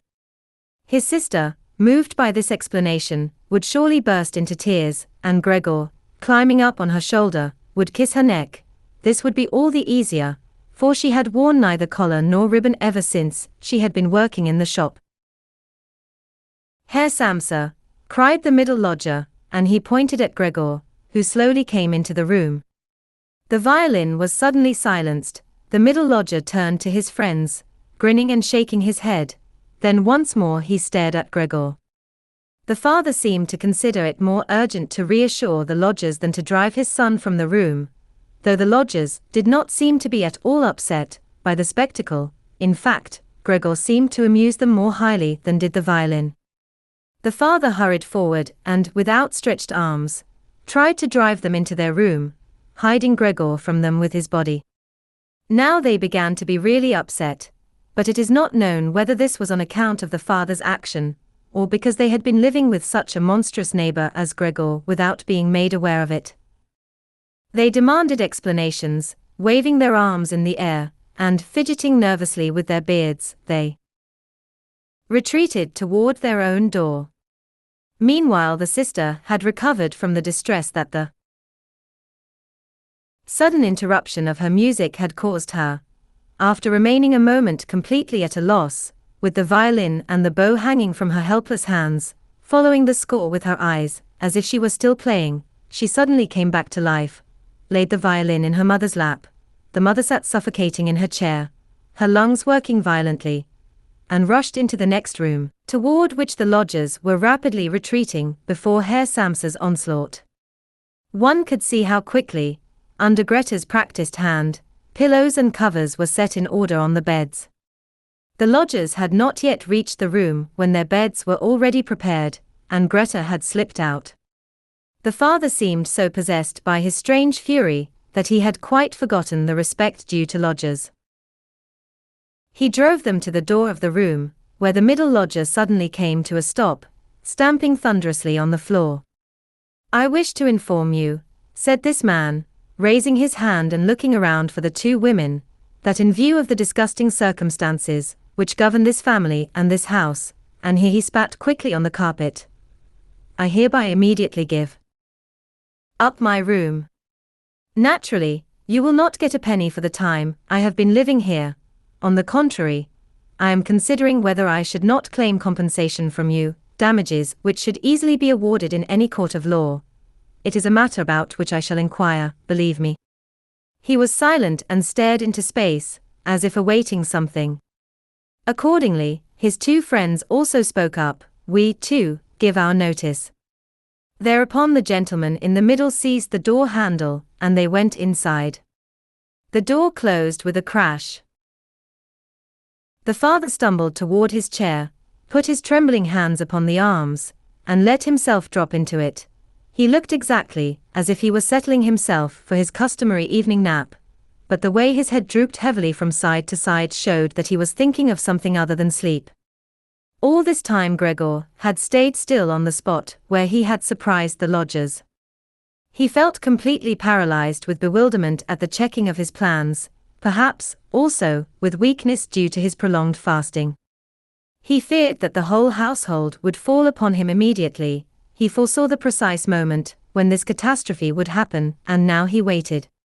Even the violin did not frighten him as it fell with a clatter from the trembling fingers of his mother, who until now had held it in her lap. "My dear parents," said his sister, who beat with her hand on the table by way of introduction. "Things cannot go on like this. Even if you do not realize it, I can see it quite clearly.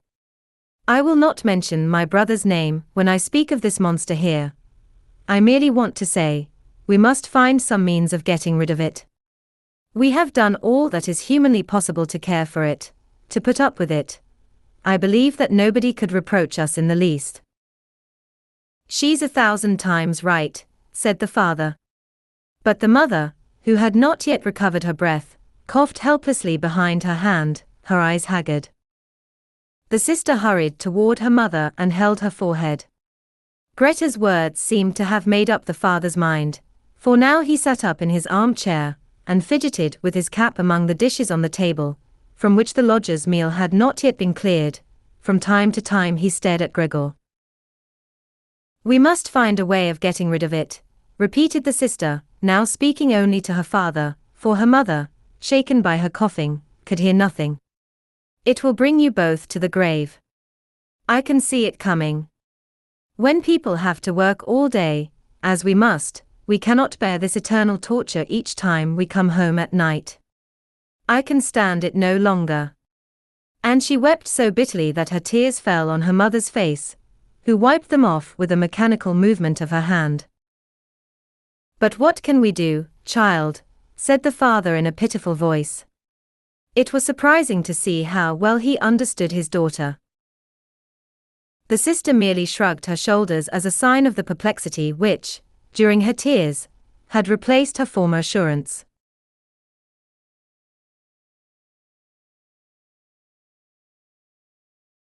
Kafka, The Metamorphosis Part 11. "If he could only understand us," said the father in a half-questioning tone, but the sister, through her tears, made a violent gesture with her hand as a sign that this was not to be thought of. "If only he could understand us," repeated the father, and he shut his eyes as he spoke, as if to show that he agreed with the sister that such a thing was quite impossible. "If only he could understand us, perhaps there would be some way of coming to an agreement.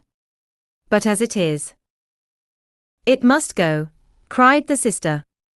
"That's the only way out. You must get the idea out of your head that this is Gregor.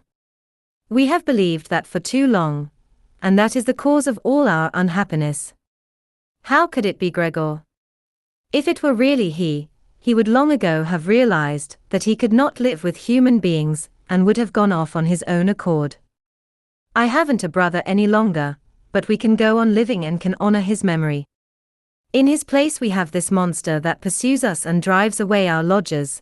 Perhaps it wants the whole flat to itself, to drive us out into the streets. Look, father, look," she suddenly screamed, "it's beginning again." And in an access of terror, which Gregor could not understand, she let go her mother so suddenly that she bounced in the seat of the armchair. It seemed as if the sister would rather sacrifice her mother than stay near Gregor. She hastily took refuge behind her father, who was very upset by her behavior and now stood up, spreading his arms to protect her. But Gregor had no thought of frightening anyone, least of all his sister. He had merely started to turn around in order to go back to his room, but it must be realized that this looked very alarming, for his weakness obliged him to assist his difficult turning movement with his head, which he raised and lowered many times, clutching at the carpet with his mandibles. At last he ceased and stared at the family. It seemed they realized his good intentions. They were watching him in mute sadness. The mother lay in her armchair, her outstretched legs pressed tightly together, her eyes nearly closed with fatigue. The father and sister were sitting side by side, and the girl's arm was round her father's neck. Now, perhaps, they will let me turn, thought Gregor, and he once more set about his task. He could not repress a sigh of weariness. He was obliged to rest from time to time. However, no one hurried him, they left him entirely alone. When he had completed his turn, he immediately beat a retreat, crawling straight ahead. He was astonished at the distance which separated him from his room. He did not realize that this was due merely to his weak state, and that a little before he could have covered the distance without noticing it. His family did not disturb him by a single cry, a single exclamation, but this he did not even notice, so necessary was it to concentrate all his will on getting back to his room. It was only when he had at long last reached his door that he thought of turning his head, not completely, because his neck had become very stiff, but sufficiently to reassure himself that nothing had changed behind him. Only his sister was not standing up. His last look was toward his mother, who, by this time, was fast asleep. Hardly was he in his room before the door was slammed, locked, and double-bolted. So sudden was the crash that Gregor's legs gave way. It was his sister, who had rushed to the door. She had stood up so as to be ready immediately, and at the right moment had run forward so lightly that he had not heard her come. As she turned the key in the lock, she cried to her parents at last. "What now?" asked Gregor, looking around himself in the darkness. He soon discovered that he could not move. This did not surprise him in the least. It seemed to him much more remarkable that such frail legs had hitherto been able to bear his weight. Now he experienced a feeling of relative comfort. True, his whole body ached, but it seemed that these aches became less and less until finally they disappeared. Even the rotted apple embedded in his back hardly hurt him now, no more did the inflammation of the surrounding parts, covered with fine dust, cause him any further discomfort. He thought of his family in tender solicitude. He realized that he must go, and his opinion on this point was even more firm, if possible, than that of his sister. He lay in this state of peaceful and empty meditation till the clock struck the 3rd morning hour. He saw the landscape grow lighter through the window, then, against his will, his head fell forward and his last feeble breath streamed from his nostrils. When the charwoman arrived early in the morning, and though she had often been forbidden to do so, she always slammed the door so loudly in her vigor and haste that once she was in the house it was impossible to get any sleep. She did not at first notice anything unusual, as she paid her customary morning visit to Gregor. She imagined that he was deliberately lying motionless in order to play the role of an injured party, as she herself would say. She deemed him capable of such refinements. As she had a long broom in her hand, she tried to tickle him from the doorway. Meeting with little success, she grew angry. She gave him 1 or 2 hard pushes, and it was only when his body moved unresistingly before her thrusts that she became curious. She quickly realized what had happened, opened her eyes wide, and whistled in astonishment, but she did not stay in the room. She ran to the bedroom, opened the door, and loudly shouted into the darkness, "Come and look." He's stone dead.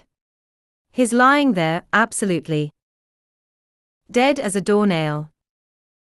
Herr and Frau Samsa sat up in their bed and tried to calm each other. The old woman had frightened them so much, and they did not realize the sense of her message immediately. But now they hastily scrambled out of bed.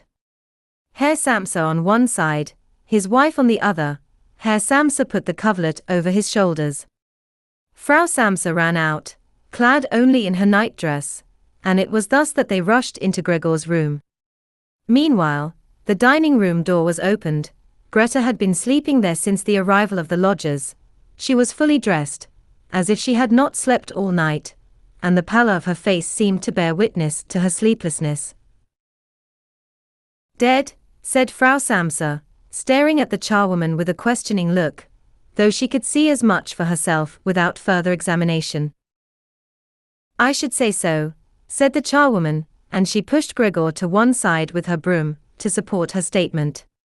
Frau Samsa made a movement as if to hold back the broom, but she did not complete her gesture. "Well," said Herr Samsa, "we can thank God for that."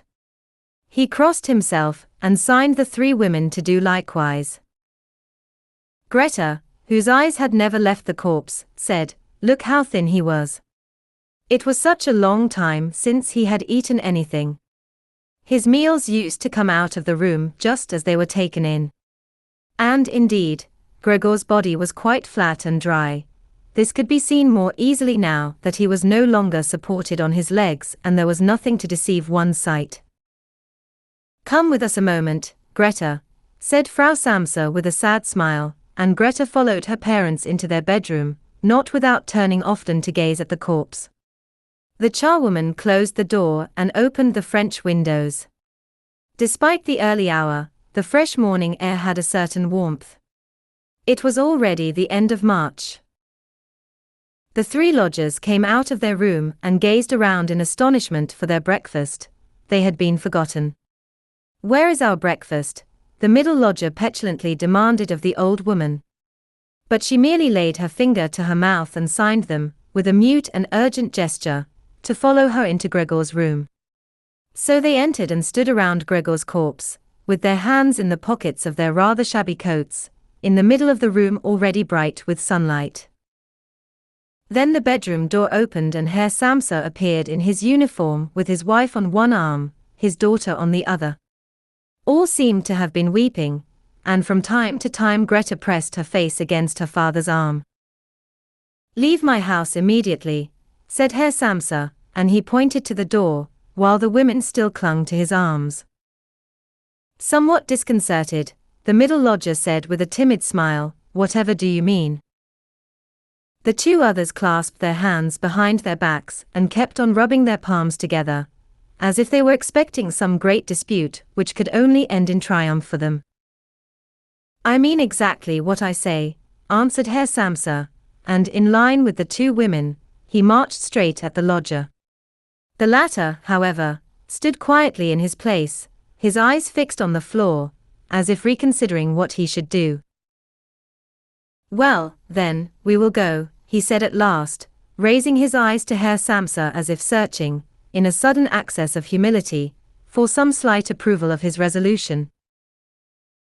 Herr Samsa merely nodded several times, opening his eyes very wide. Thereupon the lodger walked away with big strides and soon reached the anteroom.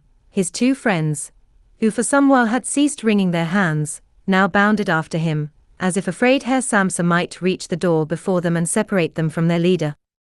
Once they had gained the hall, they took down their hats from the pegs, grabbed their sticks from the umbrella stand, bowed silently, and left the flat. With a suspicion which, it appears, was quite unjustified, Herr Samsa ran out onto the landing after them with the women and leaned over the balustrade to watch the three men as they slowly, but steadily, descended the interminable stairway, disappearing once as they reached a certain point on each floor and then, after a few seconds, coming into view again. As they went farther down the staircase, so the Samsa family's interest diminished, and when they had been met and passed by a butcher's boy who came proudly up the stairs with his basket on his head, Herr Samsa and the women quickly left the landing and went indoors again with an air of relief. They decided to spend the whole day resting. Perhaps they might take a walk in the country. They had earned a respite and needed it urgently. And so they sat down to the table to write 3 letters of excuse. Herr Samsa to the manager of the bank, Frau Samsa to her employer, and Greta to the head of her department at the shop. The charwoman came in while they were writing and announced that her work was done and that she was going. The 3 writers at first merely nodded their heads, without raising their eyes, but as the old woman did not leave, they eventually laid down their pens and looked crossly at her. "Well?" asked Herr Samsa. The charwoman was standing in the doorway, smiling as if she had some very good news to tell them, but which she would not impart till she had been begged to. The little ostrich feather which stood upright in her hat, and which had always annoyed Herr Samsa so much ever since the old woman had entered their service, now waved lightly in all directions. "Well, what is it?" asked Frau Samsa, toward whom the old woman had always shown so much more respect than to the others. "Well," she replied, and she laughed so much she could hardly speak for some while. "Well, you needn't worry about getting rid of that thing in there. I have fixed it already." Frau Samsa and Greta leaned over the table as if to resume their letter writing. Herr Samsa, noticing that the woman was about to launch forth into a detailed explanation, cut her short with a peremptory gesture of his outstretched hand. Then, prevented from speaking, she suddenly remembered that she was in a great hurry, and, crying, "Goodbye, everyone," in a peevish tone, she half turned and was gone in a flash, savagely slamming the door behind her. "This evening we must sack her," declared Herr Samsa, but neither his wife nor his daughter answered. The old woman had not been able to disturb their newly won tranquility. They arose, went to the window, and stood there, with their arms around each other. Herr Samsa, turning toward them in his armchair, stared at them for a moment in silence. Then he cried, "Come, come, it's all past history now. You can start paying a little attention to me." The women immediately hurried to him, kissed him, and sat down to finish their letters. Then they all left the apartment together, a thing they had been unable to do for many months past, and they boarded a tram, which would take them some way into the country. There were no other passengers in the compartment, which was warm and bright in the sun. Casually leaning back in their seats, they began to discuss their future. On careful reflection, they decided that things were not nearly so hard as they might have been, and this was a point they had not hitherto realized, they had all three found really interesting occupations, which looked even more promising in the future. They decided to effect what really should be the greatest improvement as soon as possible. That was to move from the flat they occupied at present. They would take a smaller, cheaper flat, but one more practical, and especially in a better neighborhood than the present one, which Gregor had chosen. Hearing their daughter speak in more and more lively tones, Herr and Frau Samsa noticed almost together that, during this affair, Greta had blossomed into a fine strapping girl, despite the makeup which made her cheeks look pale. They became calmer. Almost unconsciously they exchanged glances. It occurred to both of them that it would soon be time for her to find a husband. And it seemed to them that their daughter's gestures were a confirmation of these new dreams of theirs, an encouragement for their good intentions, when, at the end of the journey, the girl rose to her feet and stretched her young body.